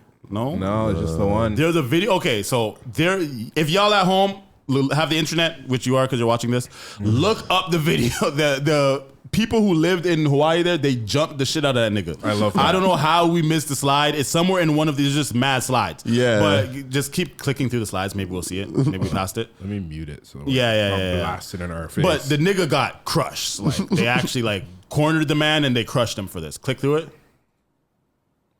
Click. I don't think it's one of those ones. Yeah. It doesn't look like. Keep clicking, nigga. Well, I feel like what's gonna happen. It's not gonna be one of the news ones. It won't be a news one. I don't think so. I feel like all of it. I feel like it might be this one. Kaylee Schnitzer. Can you put it on the screen so the audience can see? Oh, my bad. I thought we were looking for it first. I know, but I feel like they should see what we're seeing, since they can hear what we're hearing. No, you know, it's always an interesting phenomenon. Next one. No, okay, this is the mayor. Yeah. Each time I swiped, I hope it was an ass beating video. Where'd the video go? Damn. Yeah. Wait. Maybe there's a reply. There is Each time I swiped, I hope it was the ass beating. Yeah. Oh, that's what you were reading? I'm dead. Yeah, maybe there's a reply that says like... Because I swear I seen a video on this. I swear I did. I seen a nigga getting beat up because of this. So I don't know if the video got removed or if... Oh, it must have, yeah. Yeah, you know what I'm saying? The video, because that's why I obviously... It says Tony Baker has it on his page. Let's see. You know how long we're going to have to search? You know? Damn. Honestly, just go to Google and search monk seal beat up. Monk seal fight. Monk seal fight. we just need to see the retribution. The accused of attacker claims Good Samaritan defense. You know what? Type Twitter. Just put Twitter at the end. That's where I find all the good porn. I mean fighting. Nah, just throwing the rock. Hurls a rock. Damn. See, look, it says enough of the seal abuse clip. Where's the video of him getting beat up? See, look. Okay. Either way, let's move on. It looks like they find a way to wipe that video somehow, or there's some sort of propaganda. I don't know. Yeah. Jeez. Yeah. Oh well. Well, yeah. I'm glad he got beat up. Super waste man. So yeah. But now to see people actually get beat up. Hey, that was a good segue. So we've got Aiden Ross's brand risk has hosted another event. I fucking missed it. I'm pissed. If I read this card, I swear to God, I would have watched it. Okay. And like, yo, this is Lance Stevenson and Michael Beasley. Do you guys know who that is? They're two retired NBA players who are both mad nice in their own ways. You know what I'm saying? Okay. But they were the type of nice where it's like they get street ball respect for being mad nice. But in the NBA, they weren't the most accomplished like type winners. Yeah. But you know, we all respect their bag. Like none of us want to see them on the court. We respect them. And they went one-on-one. They actually went one-on-one in a basketball game. I didn't know they were fucking fighting because they went one-on-one in a basketball game for money. And I'm pretty sure Michael Beasley beat Lance Stevenson in the one-on-one game. And then I guess they're fighting now. What the fuck? When I watch this shit. Damn. So this says, dog, Lance Stevenson just made Michael Beasley tap out with a rear naked chokehold in the MMA fight. And this was hosted by Brand Risk. No, Michael Beasley's acting. Oh, Lance taking him down? No. Oh! Guillotine attempt. Potential guillotine attempt. Already? If Beasley knows how to do it, I don't know if he understands what a guillotine is. Oh, they're gonna That motherfucker. Is that tight right there or no? No, not at all. I think his hands are kind of trapped more than they're doing anything. Look at Michael's face. Lance Stevenson's sitting in half guard right here. Stevenson in half guard. I don't even think he knows he's in half guard. Oh, wait a minute. I like this elbow in the throat. This is nice. Oh, wait. No. Mike's gonna get Oh, shit. He doesn't have. No, he doesn't. Oh. You can't let a nigga get you like that on the ground, fam. Oh my God! It wasn't conventional, it wasn't technical, but he got it done! Wow! What the fuck? He tapped too fast, fam. What the fuck? Just like that! Get back! He got his get back. He was tired. He had to be tired because he tapped him mad fast. Still down. Oh, he's not okay. He felt that shit, bro. He's disappointed in himself more than anything. Yeah. Like I said, this was not a technical rear naked choke. This was not something they teach, but that's how I choke niggas out. Just get an arm around the neck and squeeze. Something to know. Nah, you know when you're a kid though, and you put niggas in headlocks when you're playing WWE as a kid. That's how I would do it, you know? Get right under close that windpipe. Yep. But I didn't watch this video before I added it to the itinerary, so I'm happy that like I seen this. This is a genuine reaction from you. Okay. What do you guys think about Brand Risk now doing MMA?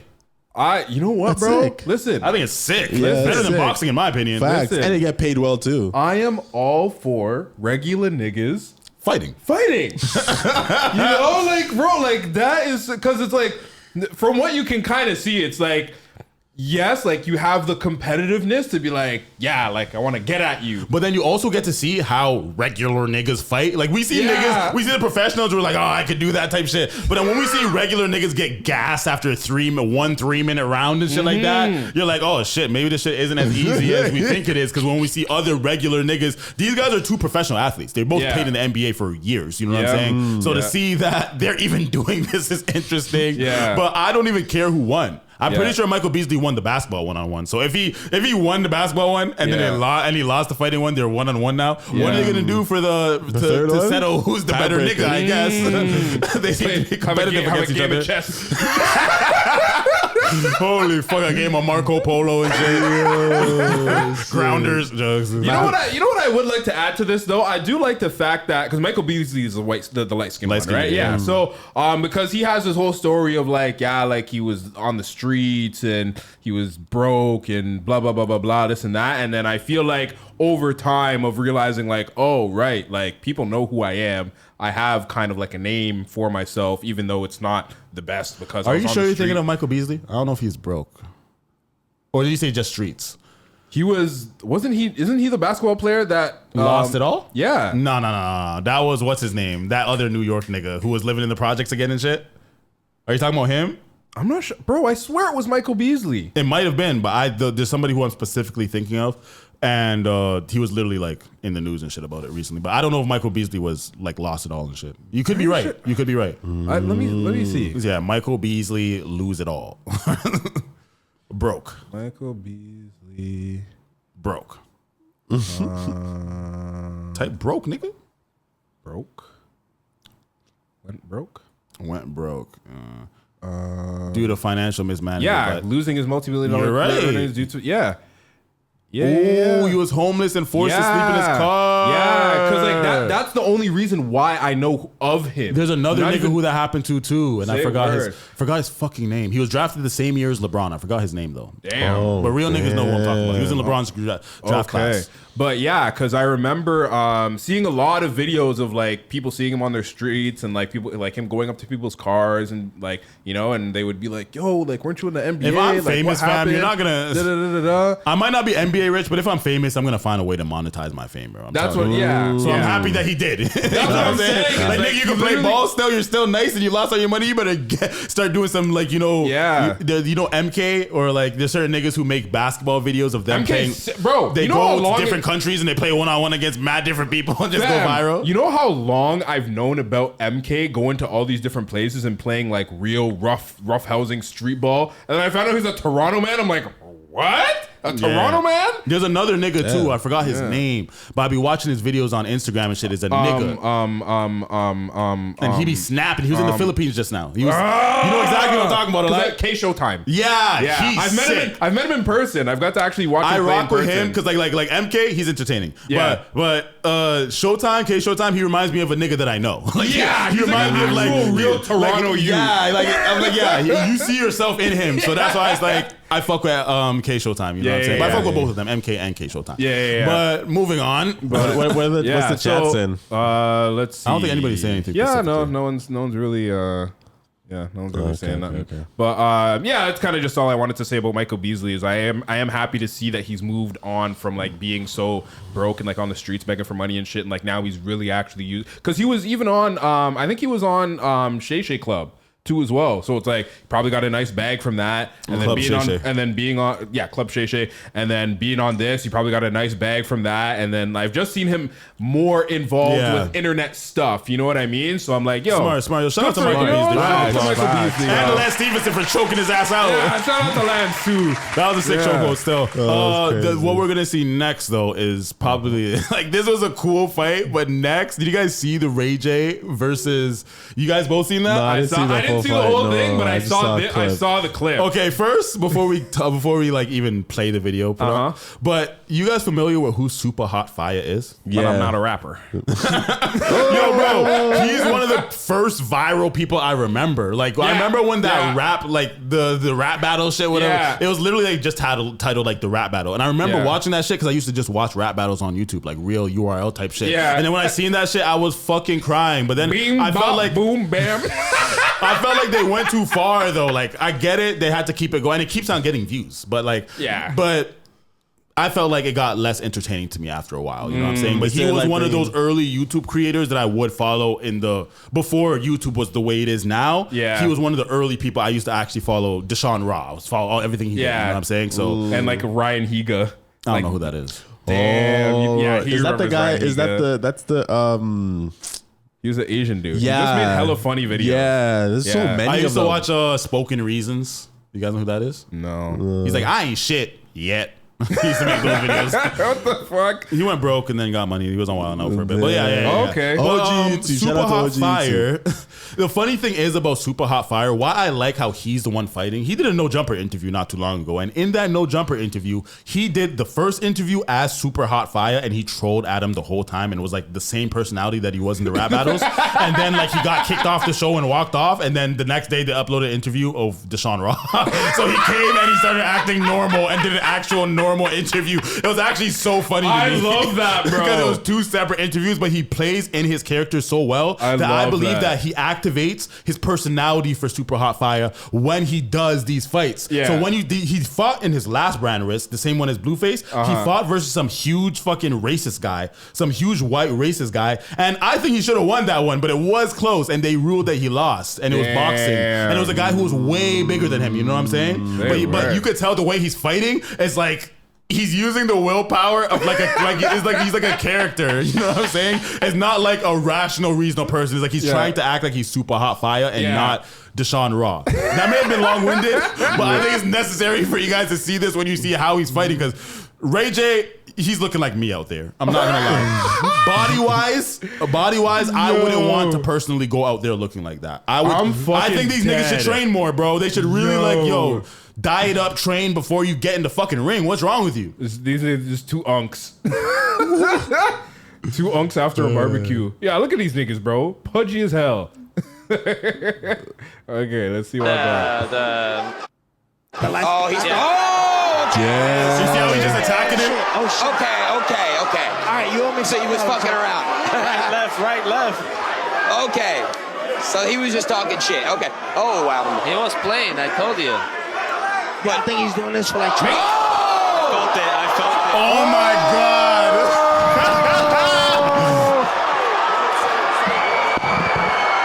Nah, he's cheesed automatically. Here we go. Slow-mo.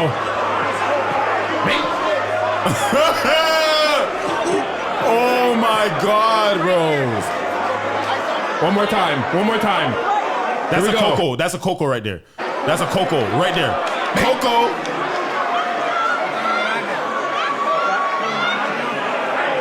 Look at him looking at him. He looked at him. He's like, oh, he's going down. Oh, another one. Here we go. Oh. The man looked at him. You see Deshaun Ross' face. He's looking at him like, oh, he's going down. Yeah. Another angle. Oh, you guys want to see the other angle or no? Yeah, kind of. Yeah.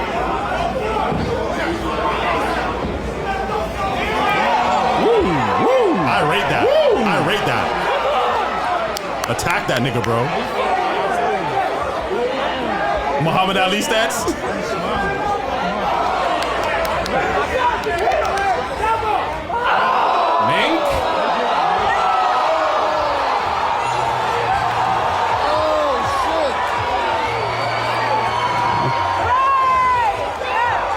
Okay, quick question. Yes. Do you guys think that feeling of knocking a nigga out like that in front of everybody on national TV, well, not TV, the internet, but in front of such a large audience, Chris Brown was there, and Chris Brown said before Ray J fought, he said, Ray J, please don't get beat up. But do you think that feels better, like, or equivalent to an orgasm? Yeah, for sure. Yes, I think that amount of adrenaline and dopamine mixed in once, knocking a nigga out like Ray J. If I had one wish, like nigga, I would be feeling that shit, fam. Like, yo, you knocked out Ray J in front of everybody, bro, fam. And like also after that hit, like this is what scares me about these fighting sports, bro. The man got knocked out to the point where it looked like his body just stopped responding. It looked like he got hit where it's like reset. It's like, you know when you hit a TV back in the day? Yeah. It looked like his fucking factory resetted and he could not move his arms. He led for like your brain turned off. Any of you guys ever been like knocked out before? Fam, I haven't even been concussion. I haven't even been so drunk that I've been unconscious. I haven't even lost consciousness. Fact, same. Like I've never been out of it. Where yeah. like the most that I can relate is going to sleep and forgetting that I went to sleep. I never been put under for no dentist shit. Nothing. I've never lost conscious at all unless I just willingly or unwillingly went to sleep. Yeah. I think the best I can remember is like the first time I ever greened out. That was in high school though. So it was like literally I took a T-toke for the first time. And then like literally my brain from there, like I barely remember anything that happened. And then I woke up. We started at my one homeboy's crib, and then I woke up at a different person's crib. I've never woke up somewhere and been confused. Besides when your parents used to carry you in from the car and shit. But like, I never just woke up in the next place like that. I think the closest that I've gotten is that so I get head rushes whenever I get up too fast or some shit like that. Like my body doesn't get acclimated. So one time, like I got up, and then typically what happens is like my head just starts to get like woozy. My vision will go like white, and then like I'll like grab on something. But I guess like I missed it, and then I was like on the ground, and then my aunt was screaming. She was like, "What was that noise? What was that noise?" I was like, "I don't know. I'm just chilling here on the ground." She's like. Or say I fell. Yeah. I was like, well, so I was like, I must have fallen down, but she didn't believe it because I was like, she wasn't there. Fine. Yeah. This nigga's the type of nigga to die by falling in a bathtub or some shit. Now, rest in peace to everybody who died from falling in a bathtub, because I always think that if I die in like some sort of super embarrassing way, like falling and slipping in a bathtub by myself, no one would be like, honestly, I feel like cook me. Niggas are gonna come to my funeral. Niggas are gonna come to my funeral and cook me, be like, yo, this nigga really. Niggas are gonna be bringing those, you know those things that you stick to the bottom of the bathtub. Niggas are be. Do you know what I'm talking about? Yeah. One of those niggas are just gonna be bringing that instead of flowers. Niggas gonna be roasting me outside the casket. They're gonna be standing outside my casket. They'll be like, "Damn, nigga, really ain't have no grip." I mean, sometimes you be slipping. You're like, oh, but this might be the one. Nah, I'd be cheese because when I reach the gates of heaven, I'll be like, okay.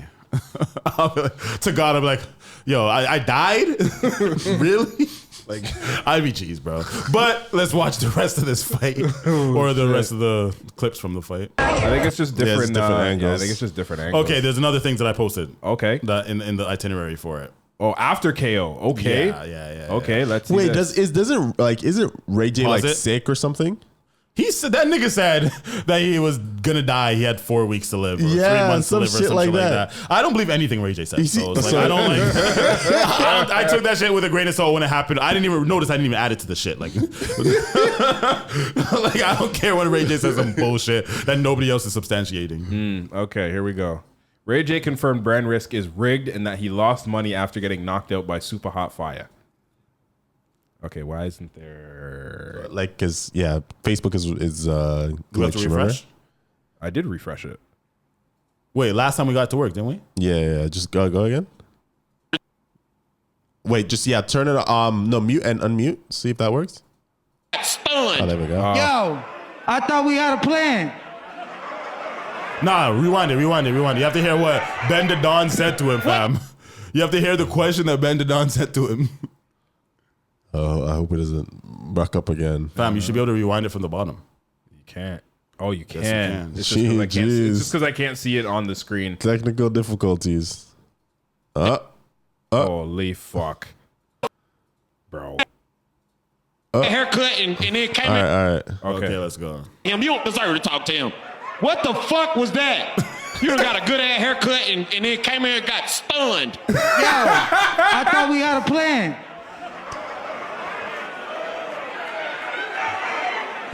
What the fuck you just say? Hot, super hot. The way he took the mic. Come on. Like a motherfucker, bro. Damn, bro. Like that? For real, my nigga? That laugh would have been me. That's janky as fuck. Nigga, say what you gotta say, man.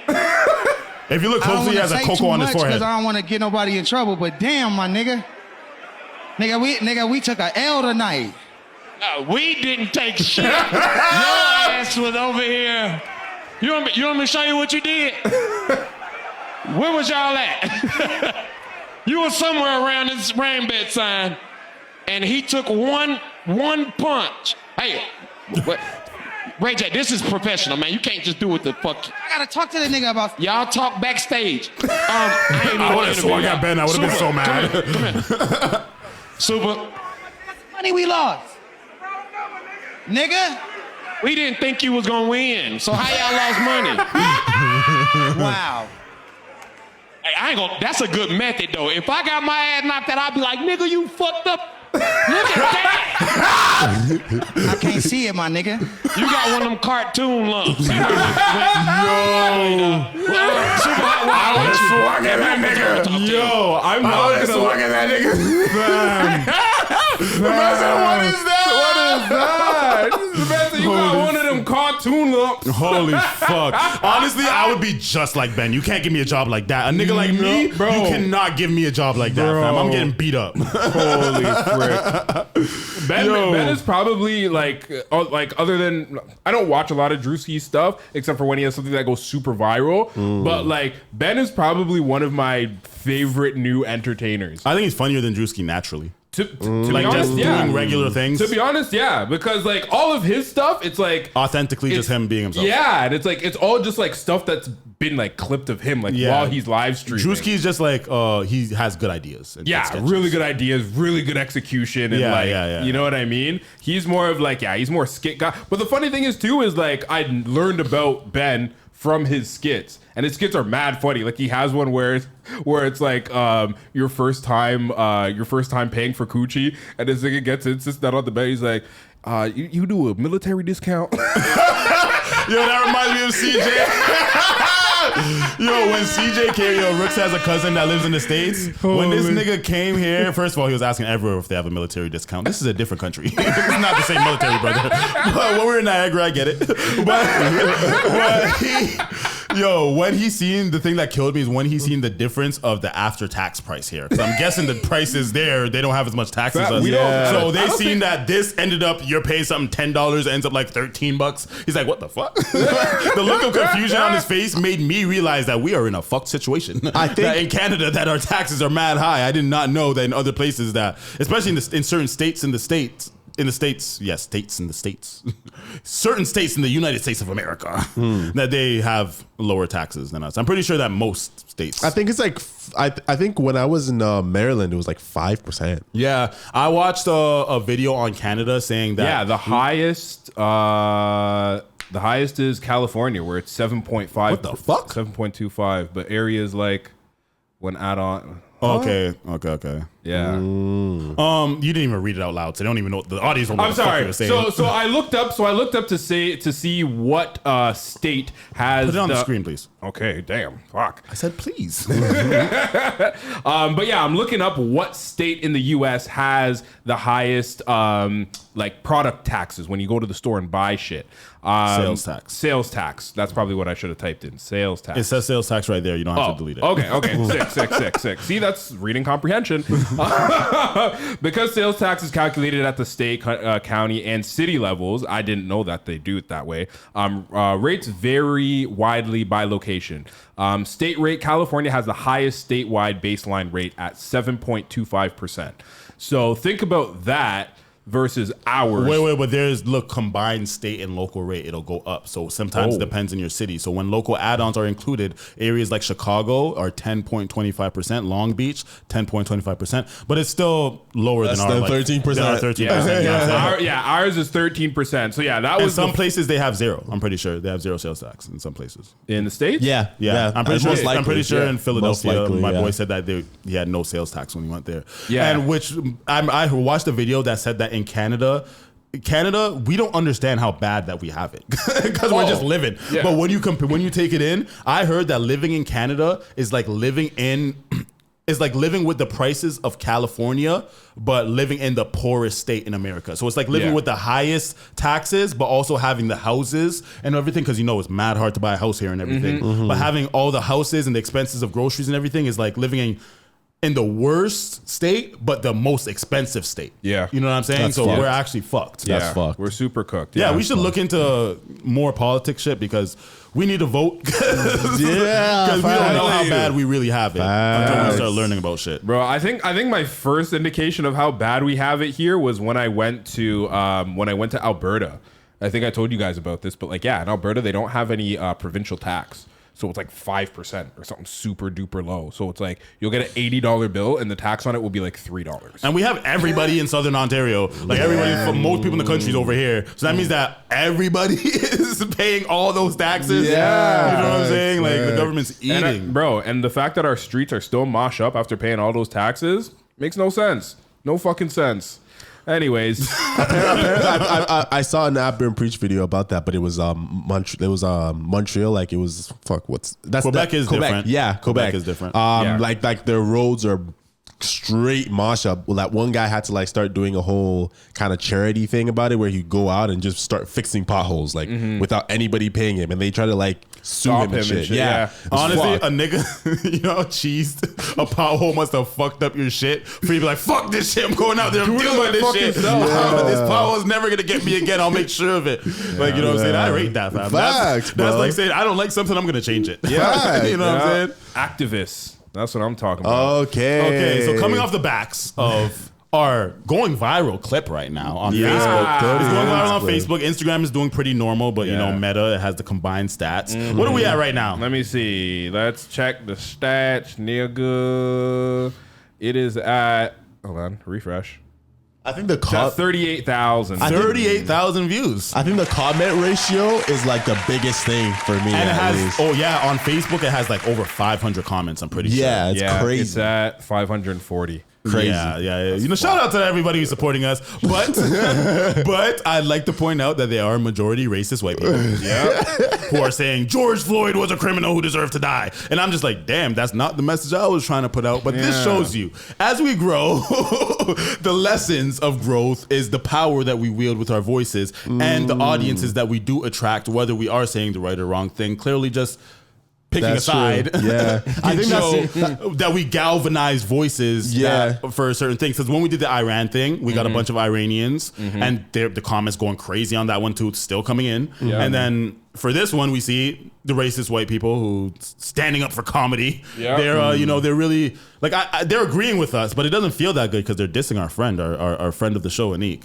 Facts. Don't do that. I don't like that. You're getting, like, we're deleting those comments if you're going too far. But I do appreciate the reach that we gotten. It's bittersweet with the audience, with the audience and how they're acting towards our female friend, because that makes me realize people really be hard on women.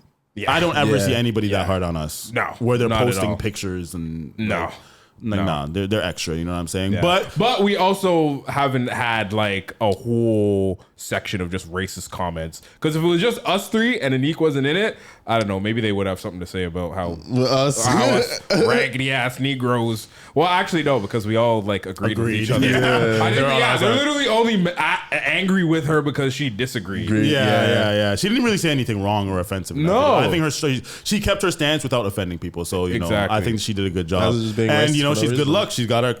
Every time we got a girl on here, our clips go viral.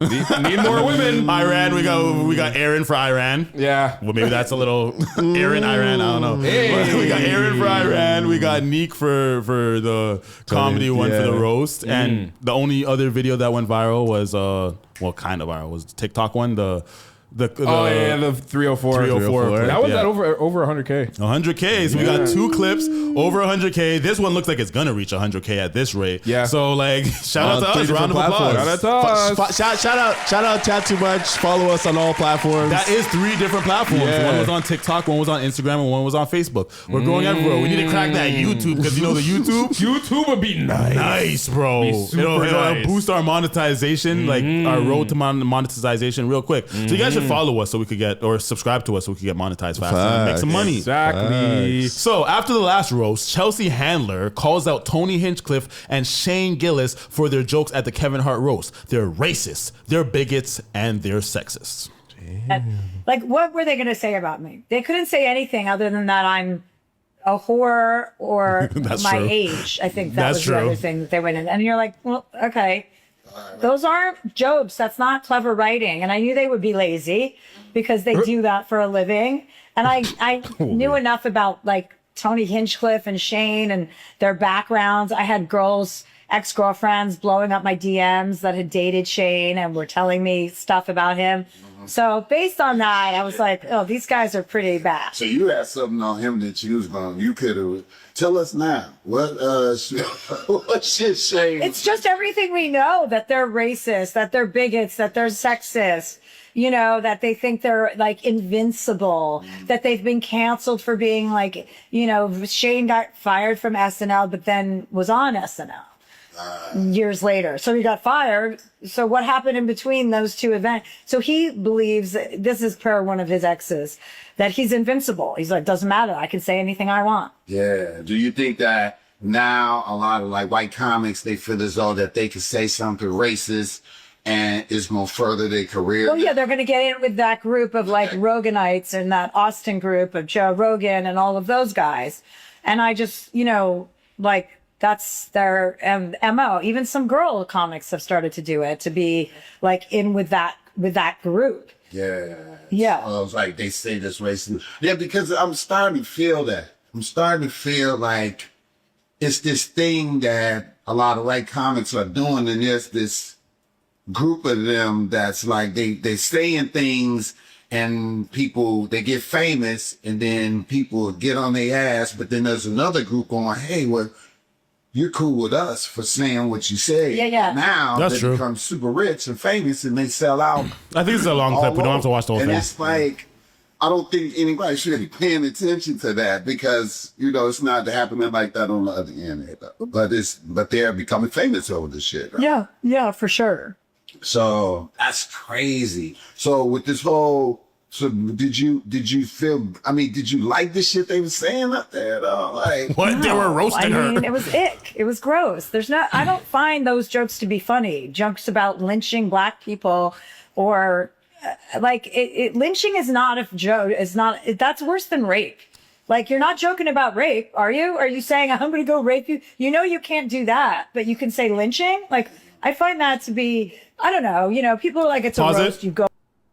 Okay, I think we've heard enough. You guys agree? Yeah. I disagree with a lot of things she was saying first. Yeah, me too. I'm going to, should I take my stance first or you guys you can go first. You can go first. Yeah. Okay, I think that she's like, she's fishing.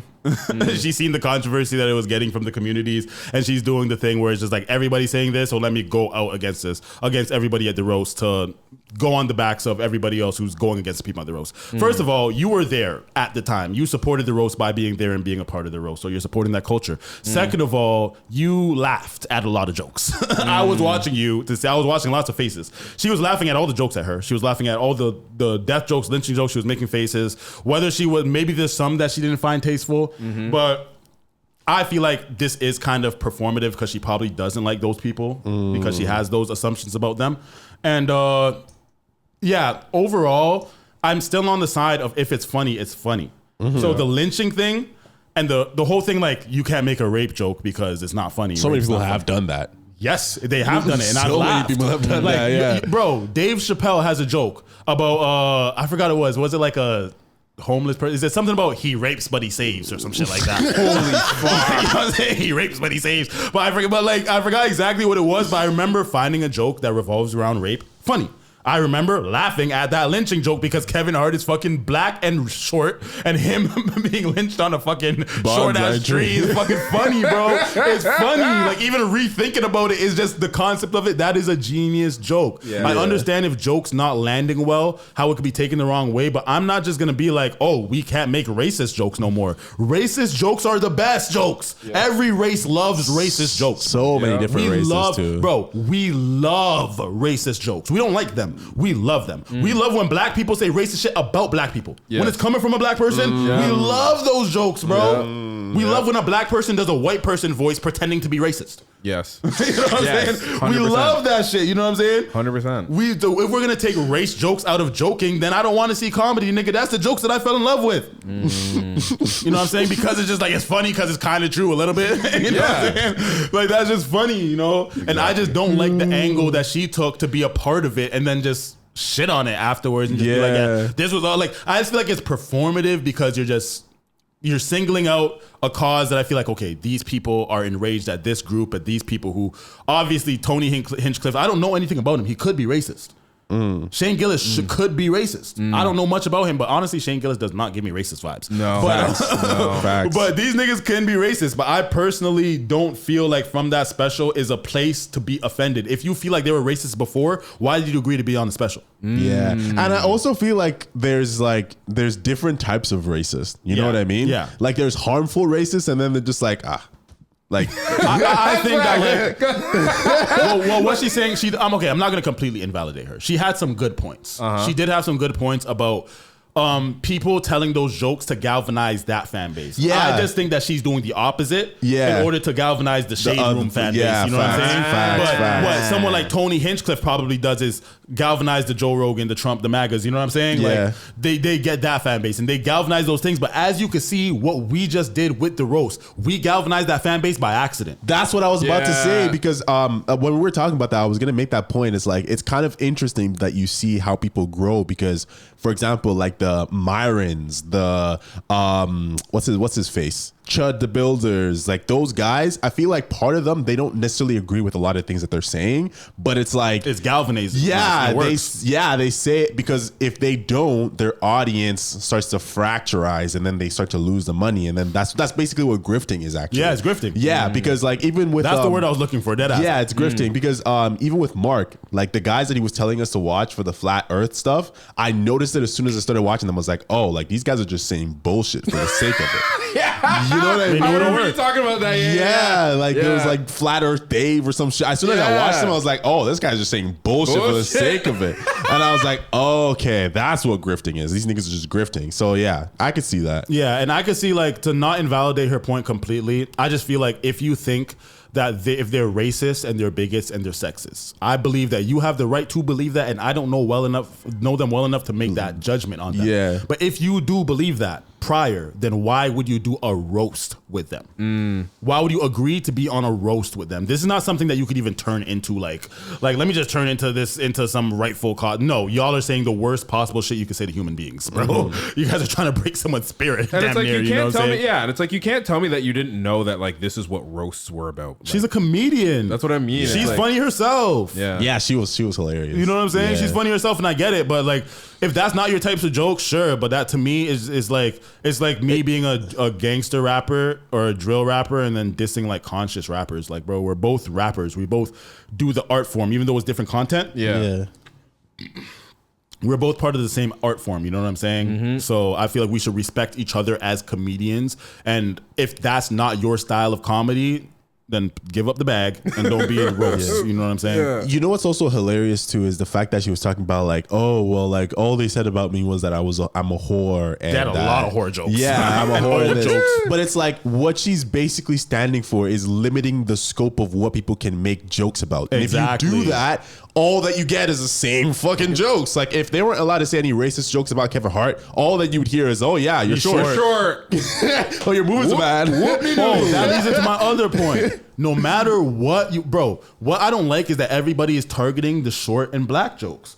Fam, it's Kevin Hart. He is short and black. I'm telling you, if there was a short Asian, there will be short Asian jokes. Yeah. If there was a tall Indian, there would be tall Indian jokes. If there was a fat guy there, it would be all fat jokes. You know what I'm saying? Niggas are gonna go for the low hanging fruit. So the fact that there's a black guy, there's so many black jokes, bro. Just for being black at all, or how much Draymond Green jokes did they have about him beating people up, or Draymond Green jokes? There's going to be jokes based off of like he's known for beating people up. That's what all his jokes are going to be about. He's black and tall. There's going to be jokes about him being a tall black guy. You know what I'm saying? That's just how it is. When it's Tom Brady, it's harder to have play that same cards, because how are you going to make fun of a tall, successful white man? His wife left him because he went back to playing football. But that's not the same as identifying something visually, where it's going to be okay, I got short black guy, easy joke, fat girl, easy joke. You know what I'm saying? But when it's like Tom Brady, it's just like, okay, your wife left you, but you're good at football, one of the greatest ever.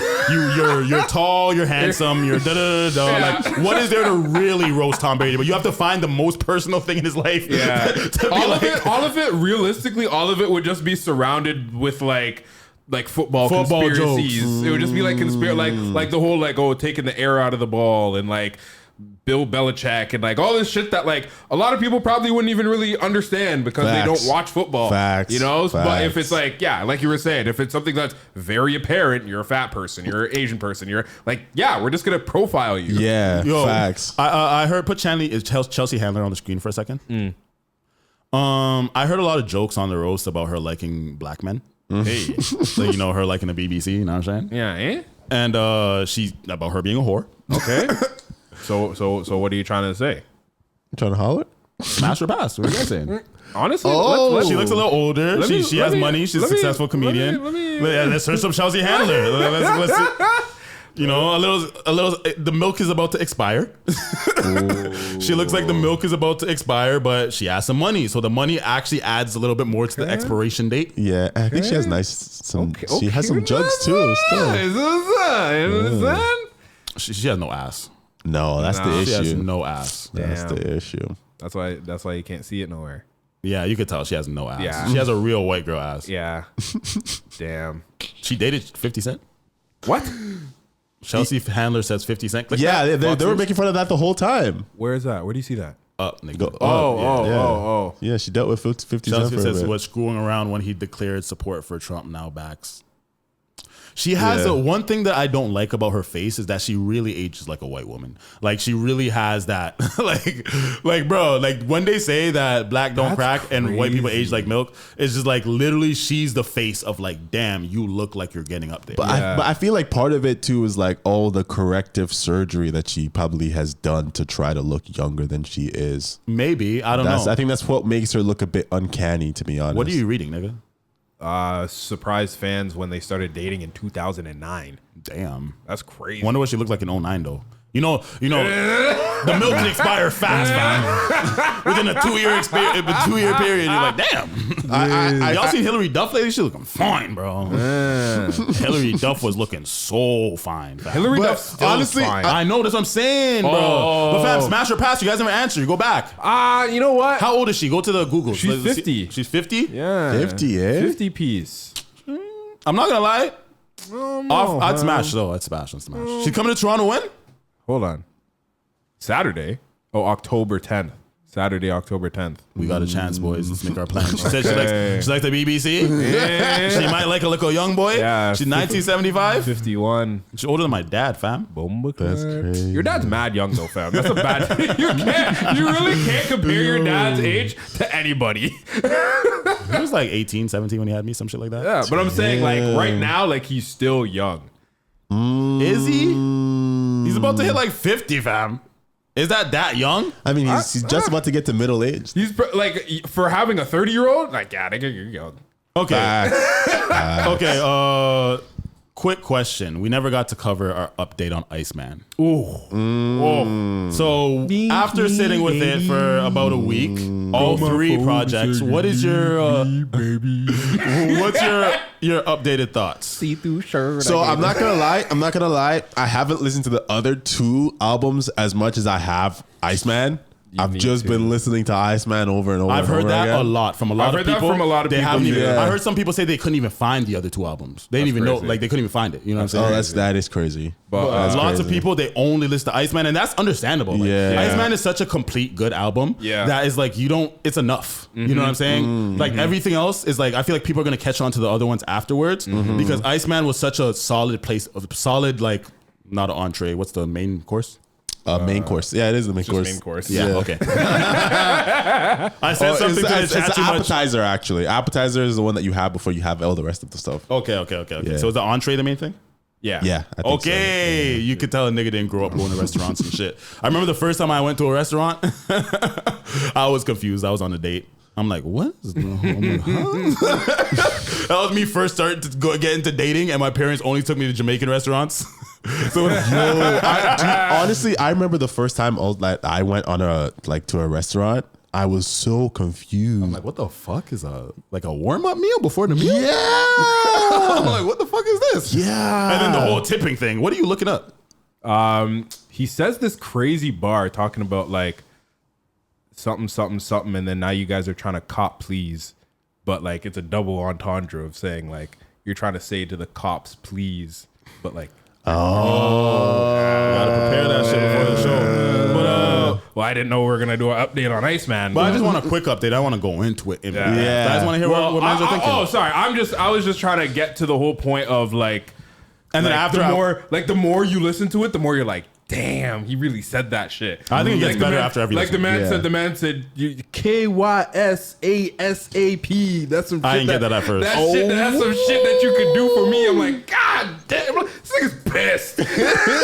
Honestly, pissed. I've listened to. I sound like a fucking dick rider, but if anybody knows me, honestly, bro, for how much I'm like replaying the album around like girls and like da-da-da-da-da, you know, it's like, you know what? I don't give a fuck. Yeah. You know how grateful I am that my parents immigrated here, made me in Hamilton, that close to Toronto, but not actually being in Toronto. I was born and raised in Toronto. And then coming to Hamilton, then you're like, damn, like mans aren't ever gonna put on Hamilton, and then now niggas are putting on Hamilton, and come on. But real shit though. The album gets better for every listen for me. For all 3 albums get better for every listen. So I saw someone. My bad for interrupting you, but I saw someone say that like that's how it is for every album. Like that's not really. If you listen to anything over and over, you're gonna like it more. So that no. Not every album not every song has replay value. If every song had replay value, every album would have replay value. I feel like we do give certain artists more chances than other artists, and if we listen to other artists a little bit more and gave them more chances, we would like their music more. And I feel like that's something about Drake that I think that feeds into why people hate him, because it's just like, yo, if we listen to anybody that much, we'd probably like them that much. But he's earned the right for that. That is a privilege that he's earned by being consistent and dropping good music. J. Cole earned the same thing. Same with Kendrick Lamar, the big three. They all earned that. Cardi B, when her album dropped, I listened to that. There's not a lot of albums nowadays that I listen to. The most recent one? Yeah, I listened to it when it dropped. Say word. You didn't listen to it? I didn't even know she dropped. I don't think I did. I could probably win a pageant, baby.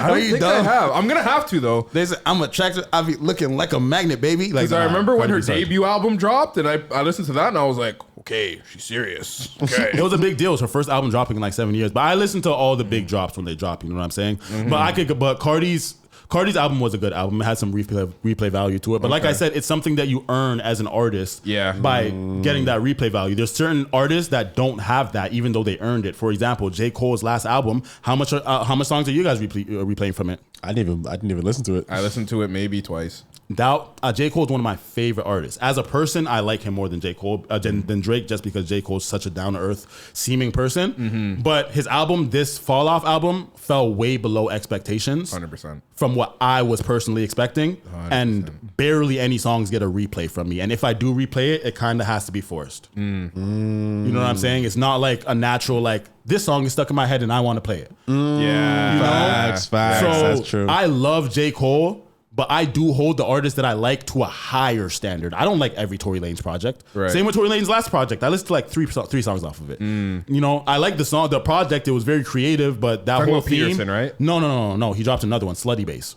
Right. I put my hand. Peterson, I love that album. Yeah, but Slutty Bass, I feel like there's like 3 songs I could put on repeat. But the whole album, I can't deal with that theme for the whole thing. For Iceman, I feel like he's earned like. It's a quality the reason why we're replaying it is because there's some songs is like we're sleeping on. Yeah. Like I said, Drake is like an acquired taste, you know? And also too as well is that like this is the first time that he's sectioned out all of the, because like every other Drake album, it's like everything's kind of mixed in. Yeah. You know what I'm saying? Not everything's separated. Yeah, but this is the first time where it's like, all right, this is that, and this is the other. Yeah. You know what I'm saying? So when I try and I guess now that I listen back to Maid of Honor, I have to not say, yeah, he has a Unz album. It's like, it's not. It's like an Afro beats. It's not even only Afro beats. It's just a party. It's just the outside album. Yeah. It's just the outside album. Outside album. Someone tried to tell me, because I've been arguing with people on the internet a lot. Yes. But somebody tried to tell me that, oh yeah, he just makes music with no theme, nothing putting it together. It's not cohesive, no nothing. So you don't listen to Drake? That shows that you haven't listened. If you listen to the theme of Maid of Honor, it sounds like you can hear the DJ on each song. You know what I'm saying? The DJ glues it together to give it that outside feel, to be like, oh, I need all the bad bitches here tonight. Yeah. He has that to glue it together. If you look at the range of songs, it starts off more EDM-ish shit. Then it goes into the more of the dance hallish type of vibe to the like,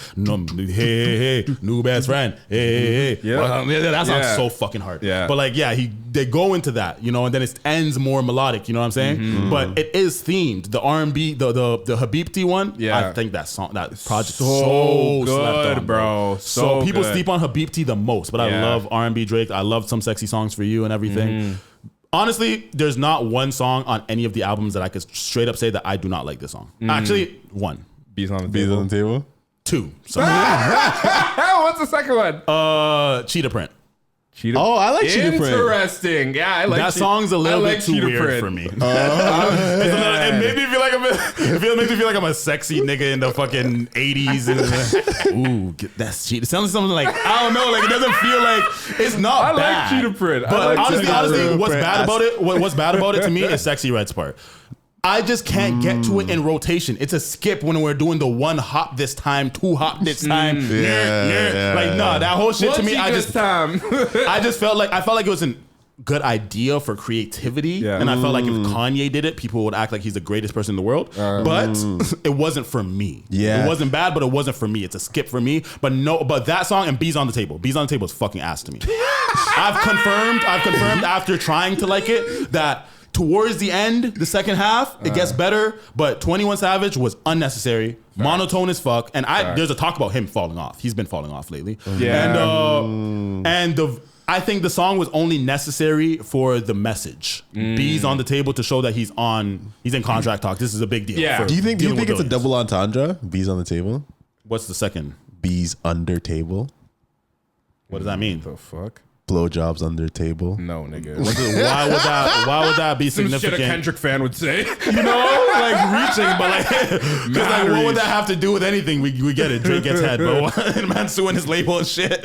Ooh, okay, sorry. So we have some shit in the chat. Okay, so Tabby said, yeah, like you said, I can't even find the other 2 albums. Yeah, you might just have to like literally just search it. So one is called Habib T, and then the other one is called Maid of Honor. They're both very, very good. Michael asks, what's y'all take on the new documentary on Netflix about Mackenzie Sharila? Who's that? Is that the girl who drove the nigga into the house? Yeah, have you seen that yet? It was funny. I was like, yo, we were watching that together. I was like, that was funny. Honestly, I didn't finish it. No, we didn't finish it, but like, honestly, that was a good pick. That was a good... Because the thing is literally that same day, because it was fucking like 5, 6 a.m. by the time I got home. But that same day after I woke up, I go on my newsfeed on Facebook, everybody's talking about it. I didn't see that. Everybody's talking about it. And I'm like, I didn't realize. So what's her name? Mackenzie Sharila. So we watched this, we ended up watching some of the documentary on, what was it, Friday night? Yeah, Saturday morning. And so it's basically the gist of it was there was a female who had her boyfriend in the car with her friend in the back, 3 people in the car, and she drove at 160 kilometers or miles per hour. Almost, it was like 90, like 90 miles. Because remember, 60 miles per hour is 100. Is what we do on the lake. Yeah. So were they doing kilometers or miles? They were doing miles. So she got up to 90 miles per hour, and she drove into a brick wall, and it killed her boyfriend and the guy in the back. But she survived. And she survived. Yeah. With bodily injuries, and she went to jail. But it showed, they started showing, like, bro, she was circling the block. Yeah. She was spinning the block for like days before that, looking at the route, showing a route that she usually doesn't take is like she planned it, right? And like, I think she was planning to kill herself. I don't think she was. Do you think she was planning to like survive? I don't think she was planning to survive. Nah, she not definitely like wasn't that. planning to survive, but it was interesting that she waited for that specific moment to like take 2 people with her. And there was the guy in the back. He had like a life alerts thing going on or whatever. Yeah. Where like you could tell he was on his phone texting like a minute before he died, and like he was texting his friend saying like, "Yo, I'm so scared." Like da da da. Yeah. And like it was very sad. Very sad. And then they because every car has a black box is what it's called, and it basically shows airplanes have a black box. Cars have something else. I forgot what it's called. Yeah, but either way, it essentially shows you all of the functions that the car was doing before it crashed. Right, it was going in and out. The gear shift was going from neutral to drive. Yeah, it kept going like from drive into neutral. Wheel was turning. Someone was pulling the wheel. Yeah, it showed that like there was a wheel pull like to the right, which indicates that like probably the person in the passenger seat was trying to like get her to slow down or like whatever the case was. That bitch looked like Candace from Phineas and Ferb. That skinny ass bitch. That duck looking ass bitch. Fuck That's that bitch. so scary, man. She is a psycho bitch. She's I'm sorry. I'm swearing too much. Nah, because honestly, it's like, bro, it does make that expression come out of you. It does make that expression come out of you especially when you watch the surveillance videos, because it's like, fam, she turns the corner like very normally. You see the whole video of her crashing right into the wall. It's fucked. Yeah, she's going so fucking fast, mad fast, bro. And the pedal, the whole time in the black box, it literally says that the throttle was 100%. Yeah, the entire time. Her slipper was melted to the fucking pedal. The slipper was melted to the pedal, jammed all the way down. Yeah, like it was fucked, bro. Yeah. And like, yo, the whole thing, the thing that cheesed me the most wasn't even this bitch not taking any accountability, acting like she's some innocent. Her friends. Like the people who just tried to act like it was only the one friend, to be honest. Was it the one friend? It was just but the one Shorty friend. was trying to say like, I never had any thoughts that she was suicidal at all. She always cared so much about her body, the way that she would go to the gym and she would eat and care about her. She won't even eat this because it'll make her fat. She cared about her body. She wouldn't want to kill herself. Bitch, are you fucking stupid? Bro, she tried to reach and be like, we went to McDonald's and I got chicken nuggets and she wouldn't even have one. And that's how much I knew she cared about her health. That's what happened, yeah.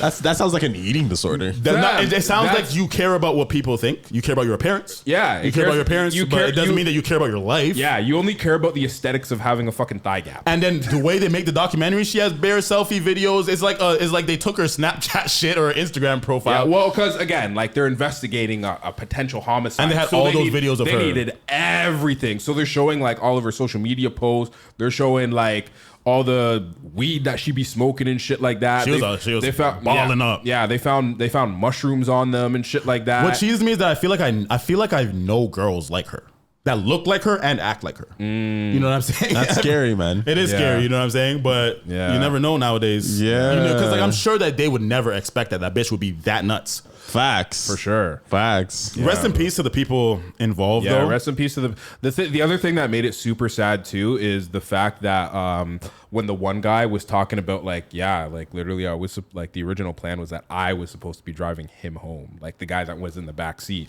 because she was in the car with her boyfriend. They came from a party or some shit. They were leaving a party. It was like they crashed there for like first she tried to make it seem like that. She tried to make it seem like she had a medical emergency while she was driving or some shit like that. She tried. That was her excuse. She said that there was. Remember, she gave up. Like the thing is, like if you're actually innocent, don't sound like you're reading off of a statement that just was written for you.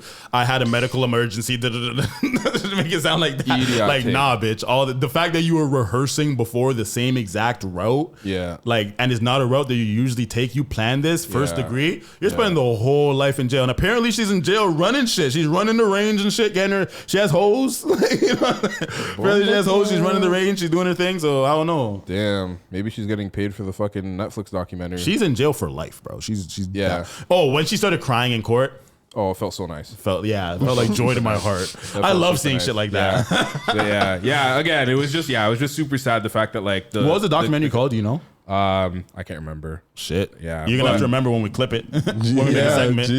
But like I said, sorry. Like the one guy that. So yeah, she was in the car with her boyfriend. Her boyfriend was in the front seat, obviously in the passenger, and then it was like one of his friends that was in the back seat. But yeah, he was a black kid too. Yeah, but they were coming from a party, or like they'd crashed at a party or whatever the case was, and then the one guy that was there, another one of their friends, he was like, the original plan is that I was supposed to be driving him home. So it's like one thing that cheeses me really fucked me up, yo. One thing that cheeses me is that if you are going to commit suicide or do anything suicidal, like you're feeling that way, that's on you. You know what I'm saying? You feel the way you feel. I'm gonna try to tell you not to do it. But if you are going to do it, why are you going to involve me in this? Why do you have to kill us? Kill you, bitch. Yeah. Second of all, even if you're like a school shooter, one of those people who do something then they kill themselves after, don't you guys think about going to hell? You know you're about to die. You don't know what's going to happen after. Yeah. But you're just like, yo, if you have to be a betting man and you're putting all your pieces in one shit, you're just basically betting that there is no hell or some shit, because you know if you shoot up a church, you shoot up a school, you go kill somebody and then kill yourself, you know you're going to hell, right? You know what I'm saying? So that's something that would go through my head before I do something, before I'm about to die. It's like, if there is a God, I don't want to ruin it now. Yeah. You know? Yeah. The other thing that's crazy too, because the documentary, it starts off with a police officer like pulling up to the scene, but it's daylight. So I was just calculated into my brain. I was paying half attention, I'm not gonna lie. Yeah, so like the beginning of the documentary, it's the cop pulling up to the crash scene, but it's like daylight. But the crash happened at like 5:30 in the morning. So that means they were there for like a few hours at least. Because like all the footage was like nighttime footage, like her headlights were on. I'd be cheesed if I woke up alive. Yo, imagine you're going to imagine you're driving to the wall. Yo, and then you wake up alive. I'd be bent. Now I have to be in jail for life. Like holy fuck. Yeah. Oh, that's so. I'd pull Epstein still, because it's like holy shit. I'd have to pull Epstein, fam. Mans can't live through that twice. Yeah. You know, but they're probably doing what she's probably in a fucking maximum security. Prison for her life. And I seen one. Did you see one of the girls had 200,000 followers before, and she lost 200,000. She lost 200,000 followers because she was riding for her friend. She was just saying hella bullshit in the fucking document. in the Netflix documentary. Yeah, she's just saying bullshit, bro. I would never cape for my friend in a situation No. like that. I'm not gonna lie. If y'all niggas do anything that makes me feel like I'm ashamed to defend you, I'm not defending you, fam. No. I'm not. Like, if I got it wrong, I'll say sorry after. But if like, I'm not defending you for some shit like that. I'd rather just say nothing. And then the other piece too was like one of the lead detectives. He was talking about how Rosie was so uncooperative about like trying to give information, and then finally when they did do the shooting for the Netflix documentary, he says in the Netflix documentary, he was like, I'm excited to see like what her take is and like what she's actually going to say in this documentary, because she refused to say anything to me. But fam. Sorry for interrupting. It's okay. The parents, fam. Oh my gosh, bro. God, the parents. We need to definitely do reviews like this more Holy often. This is a whole fuck. segment. But yo, the parents, fam, they cheese me the most because I'm like, that is how you create that. Yeah. That's like, it's a great example of like, no, they showed footage of the parents, like the girl getting suspended from school for doing fuck shit, and the parents just like babying her through it all, bro. Like, like she looked like a kid that never held any accountability for anything in her life, never got in trouble for shit. And if she gets in trouble, her parents would coddle her, because they showed examples of it. And then even during this whole situation, the parents just looked like this was an average Thursday. It was like, yeah, like they look like these two white parents that were just too easygoing. It looks like that's the type of that's the house that the house parties get thrown at while the parents are there, and then you can still fuck in the washroom and smoke weed in the house. Yeah. Seems like those are those parents, fam. Yeah. So this guy, Michael Perry, shout out to Michael Perry for letting. He said, "I'm glad I brought this up." For bringing up this topic. Yeah, his man literally said, "I'm glad I brought this up." But yeah, so he was saying, she tried to claim she had a seizure. Yeah, that's what she said. Yeah, and then her and her mom talked in code on the phone calls. It's crazy. Yeah, I actually kind of remember that. They were saying like, you could tell it was very kind of cryptic. Yeah. Like it was like some of the stuff they were saying like didn't really make any sense. The parents didn't hold not 1 ounce of accountability or of ounce of even making us think that she held some sort of responsibility for in the 2 other deaths, and neither did she. Her whole demeanor just seemed like, I don't care. I didn't do it. Yeah, that's fucked. I don't know why I'm here. I think it just scares me so much. You know what I mean? Especially as someone who doesn't have my own car. Just be like being a passenger princess all the fucking time. Have you guys ever been in a car and felt unsafe because somebody was driving reckless? Yeah, and I stopped hanging out with him. Bro, literally, I noticed the niggas will call me a bitch. I don't care, fam. I'm not the one behind the wheel. If you're driving like a modman at high speeds, fam, people die every fucking day about this shit. Yeah. I'm not gonna trust you. I trust me. I'm not gonna trust you, nigga. If I'm by myself and I want to drive like an idiot, I trust me.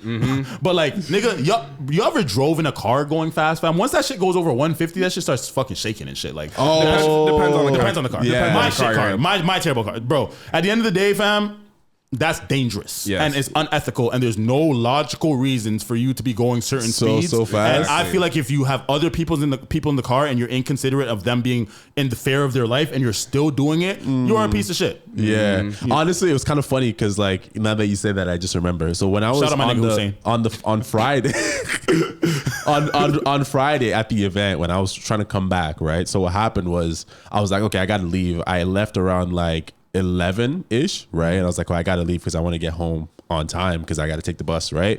And Mans was like, he lives in Caledonia, and he was like, oh, yo, I could just drive you back. But I was like, I'm not trying to wait all the way till 12 and I'm already bored, so I want to go home.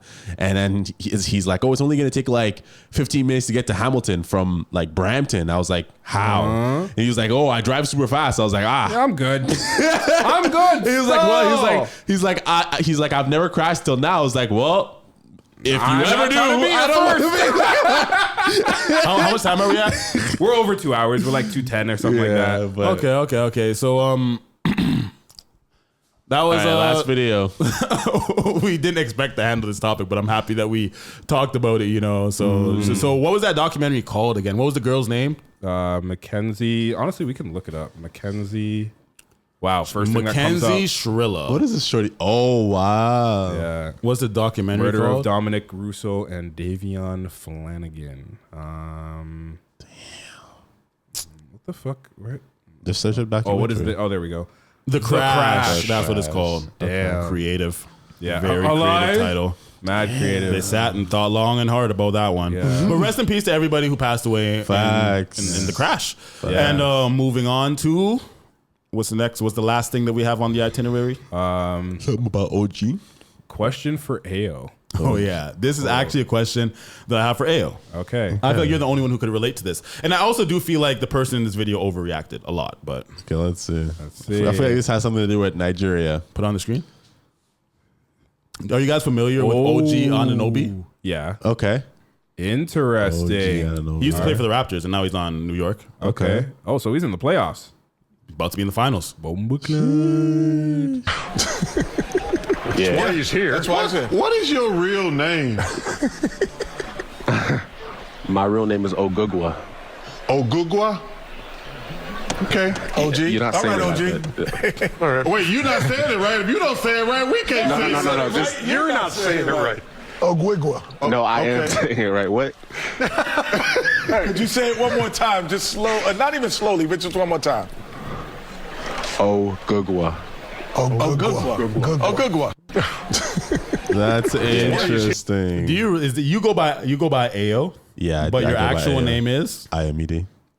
Your name's not even Ayo, it's Ayo. Yeah, it's Ayomide. But we call you Ayo. Yeah. And you don't even correct people for saying your nickname wrong. My mom gets mad at me for that. Actually, I've been trying to just say Ayo, but like everyone just ends up saying Ayo. And yeah, I don't care. I honestly don't care. My mom gets mad because she's like, I didn't name you that. So whenever I get in an Uber, I'll be like, Uber for Ayomide.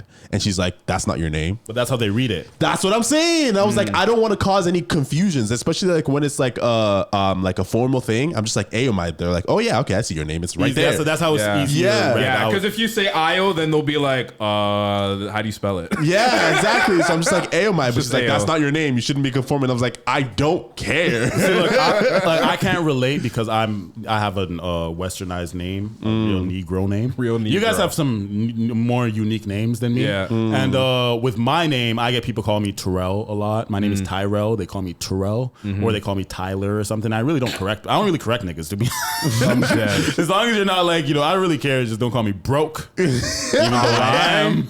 But call me what That's you want, but hilarious. you can't call me bro. But do you guys think that OG Anunoby overreacted? Because it seemed like he actually got pissed.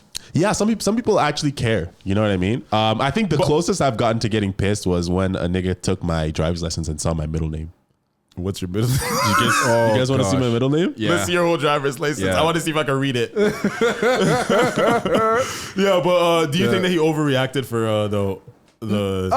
No, I can understand. I can understand the irritation of saying your name and then someone trying to say it back, but it's like you're already used to people not being able to say it right. So for them to be like, well, we're just repeating it the way that you said it, and it's just like, no, I honestly it's just- heard them repeat it, and I heard them say the exact same thing that he said. That's what cheesed me, because I would have said the same exact thing that Charles Barkley said, and I would be like, "What? I swear I just said what the fuck you said. So what the fuck?" Because the first thing he said, he didn't even say, "Oh, you said it." The man said, "Look at it, replay it," because it's pretty short. He looks like he got cheesed when he said, "You said it wrong." It's like, that's why I don't fucking tell people my name, because you guys fucking say it wrong. What is your real name? My real name is Ogugwa. Ogugwa? Yeah, he said it wrong. Okay. OG. You're not All saying right, it OG. All right. Wait, you're not saying it right. If you don't say it right, we can't say it. No. Just, You're not saying it right. Ogugwa. no, I am saying it right. Damn, he fucked it.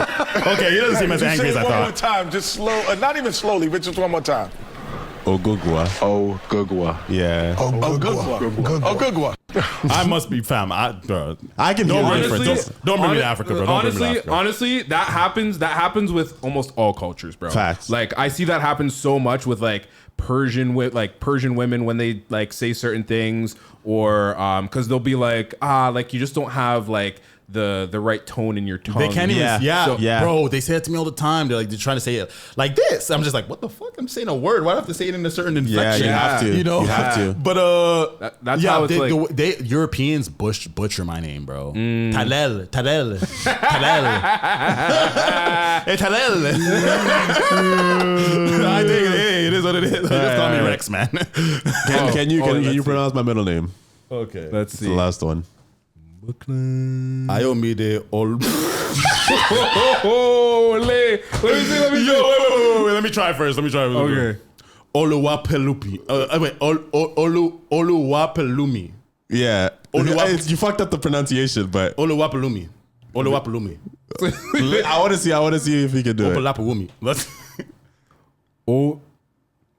Oluwapelemi. Oluwapelemi.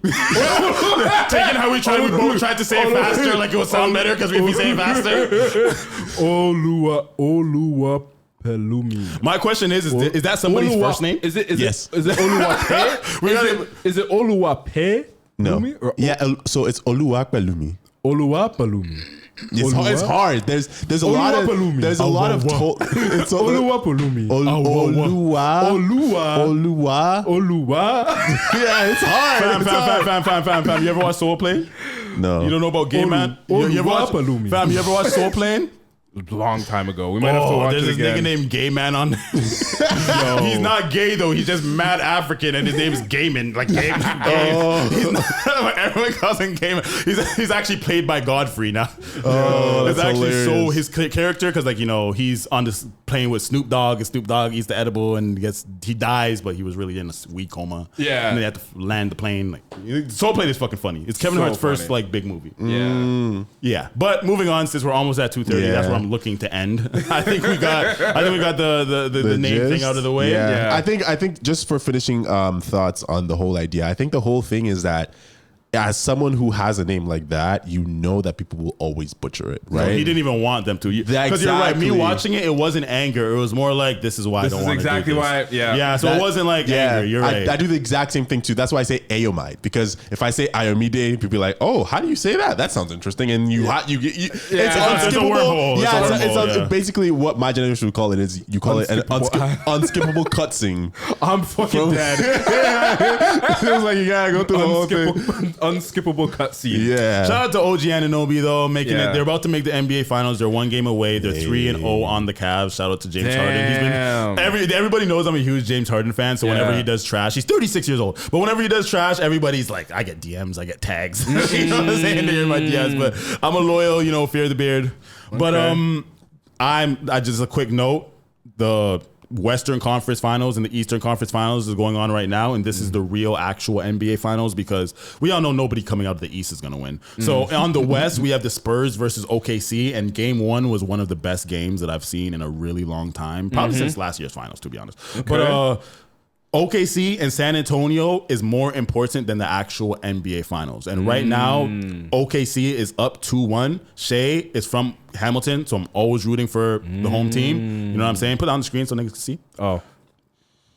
I'm always rooting for OKC because Shea, 2-time MVP. Yo, shout out to Shea. Shout out to Shea. He just got awarded a 2-time MVP coming from Hamilton. Come on. Fam, it's possible, fam. We could all make it. Hey, because for the longest time, what I like about stories like this is that we don't have a lot of them. So it's like it makes it seem like becoming famous and successful is impossible where we come from. But when we see real cases, we're just like, it's actually not impossible. Yeah. It's because this level of fame, like he's like Kobe, bro, in terms not fame wise, but what he's accomplishing, he's on like a Kobe like trajectory career. You know what I'm saying? Yeah. So shout out to Shea, shout out to Wemby because I can't hate him as much as I want to because he's such an amazing watch. And lots of people want San Antonio to win, and lots of people hate OKC because their play style. But shout out to OKC. I want them to win. I hope they win, and it looks like they're going to be facing the Knicks. I know the finals is going to be crazy because New York hasn't been in the finals since like Patrick Ewing. Damn. They haven't been in the finals for over like 30 years. So. Holy shit, that's a long time. And it's like, you know how New Yorkers get about New York. So the finals are gonna be crazy for every New York broadcast and for every everything. But they might get swept. I hope they don't. I hope they make it good. And then there was a what did I want to look up? NHL? Yeah. So another significant thing, not this, but we should keep up with these things more. Yeah, especially like now that it's playoff time. Yeah. But yeah, so yesterday they lost. That's what they were saying. Okay. Because I did a stag and dough yesterday, like I was saying at the beginning of the pod, and I was like, oh, does anyone have the update on the Habs game? And they were like, yeah, they lost 3-2 in overtime. I'm like, damn. But the first game was 6-2. Canadians. So now the series is currently tied, and they're playing tomorrow at 8 p.m. So what round is it? Right now, this is before the Stanley Cup. Like this is So hockey and basketball go at the same exact time for everything?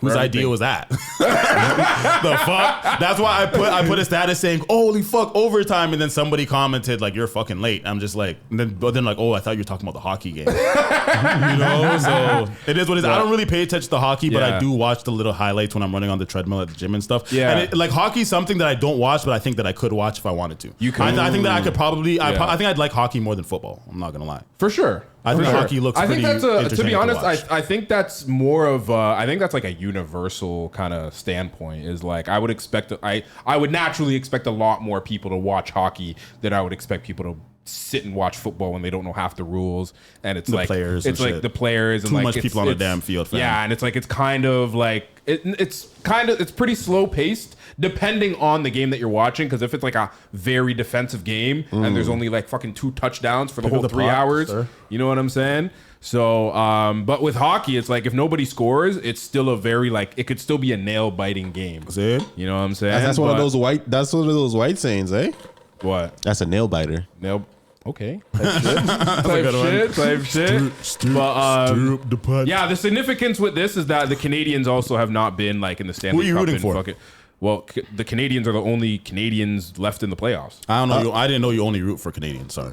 Yeah, it's kind of with hockey, that's kind of the thing where it's like usually every year there's at least like one Canadian team left in the playoffs. How much Canadian teams is there? A lot. So and there's only one. That's what I'm saying. So why do our teams do trash? Don't they have a bunch of Americans on it? No. Most of the American teams that win have a lot of Canadians on it. That's what I'm saying. Doesn't the okay. Yeah. So the Canadian teams the Canadian teams have Americans on it. Yeah. And not a lot of Canadians. Not necessarily, because it's usually like a lot of the Canadians are like really good. So like the really good players are going to all the teams that have a lot More of money. capital, which More are money, usually yeah. the American teams. You know what I'm saying? Plus we get taxed more and everything here. Yeah, too, exactly. But yeah, like hockey. So we have like going from like what is that? From west to east. NHL for dummies. Sorry, east for west. It's you got Ottawa. You got Montreal. You got Ottawa. You got Toronto. You've got Winnipeg. You've got Speed who's it next up, after nigga. that? Calgary. You've You got nigga don't know his Edmonton. shit. Yeah. And you've got Vancouver. So you have Okay, 6 like teams? 7. You've got 7 Canadian teams. Yo, shout out to Canada. Round of applause. Big shout out to Canada, yo.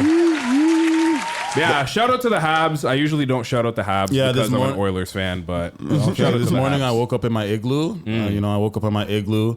I had to put my slippers on because the floor was cold, all that ice, you know what I'm saying? And then I walked over to my little maple tree, put the pancakes in the toaster, walked over to my little maple tree, scraped some syrup off of it. Real Canadian shit, you know what I'm saying? You already know what it is. Ship syrup. Used it to eat some poutine. Yeah, exactly. Yeah. You know poutine? I go to McDonald's and it's like everything has a poutine as a side. You know how it is in Canada, you know what I'm saying? I heard in America they don't have that. Poutines on the side for every single thing. Like, they just have fries. They don't even put maple syrup on anything. Mad What? weird, fam. That's crazy. Mad weird. I don't know how you even eat stuff without maple syrup on I it. put maple syrup in my Henny. I put it on my bitch. I put it on my dick when my bitch sucks it. Okay. She's a Canadian bitch, though. Hey. Let's go. Shout out to Canada, man. Shout out to Canada. Shout out. He's still Africa. He's still African, so like he hasn't gotten to our exact level yet. Yeah. Nah. Maybe okay. my kids. Don't worry, bro. We're gonna find you a nice igloo to move into. I'm pretty. The prices are going down. You know what I'm saying? So we find you a nice igloo. It is getting warmer, so we have to find one of the ones that you know what I'm saying. The last. Yeah. Oh, my boy Yvonne of the Yukon. I think he can hook you up. Yo.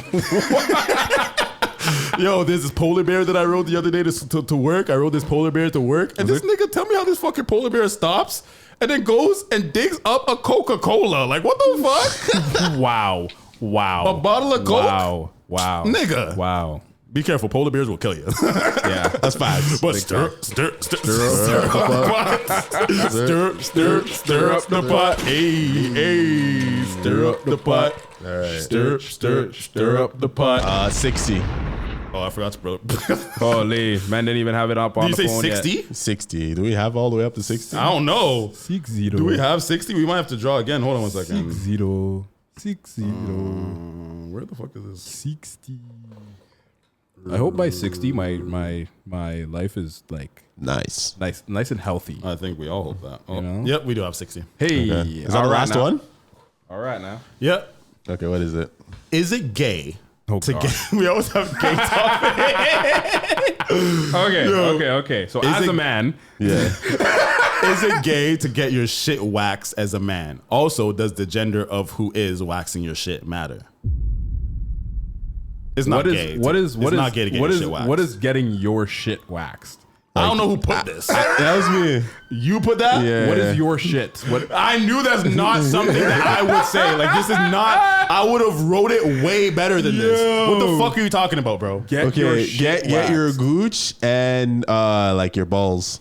Get your That's balls not gay. waxed. Why would that be gay? Why are you trying to get? Why do you need to get waxed? You could just. What use if you just prefer your grooming a certain type of way? Some people don't like wax your. That's crazy. That's what I'm Wax saying. your If you're trying to be balls? shaved, you can shave. There's nothing wrong with shaving, but waxing. That sounds like a kink. How is that gay? I wouldn't say I gay. I wouldn't say understand you guys gay. saying that I wouldn't do it. I don't do it either. I don't even shave down there that much. You know what I'm saying? A few times a year, probably. Chopper said that's 100% rainbow. That's not gay. I just think that like, what? How does that mean that you are interested in Your men? balls and your gooch waxed. I What don't if you know, like your bro. balls and your gooch licked? But like wax, like bro, it's painful. What if girls don't like licking hairy balls and gooch? So then you feel like that's what you like. So let me clean it up for them. No. Honestly, I'm not even really talking about like whether like it's gay or shaving. not. I'm not really talking about whether it's gay or not. I'm just talking about like Why? What is the comfort level between like waxing and just shaving it? Fam, well, do you shave your lowers? Yes. Sometimes. Do you shave your lowers? Sometimes, every once in a while. But why? Huh? Why?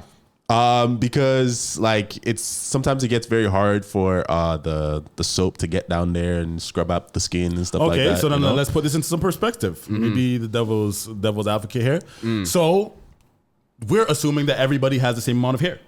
You ever Okay. seen Austin Powers' chest, nigga? No.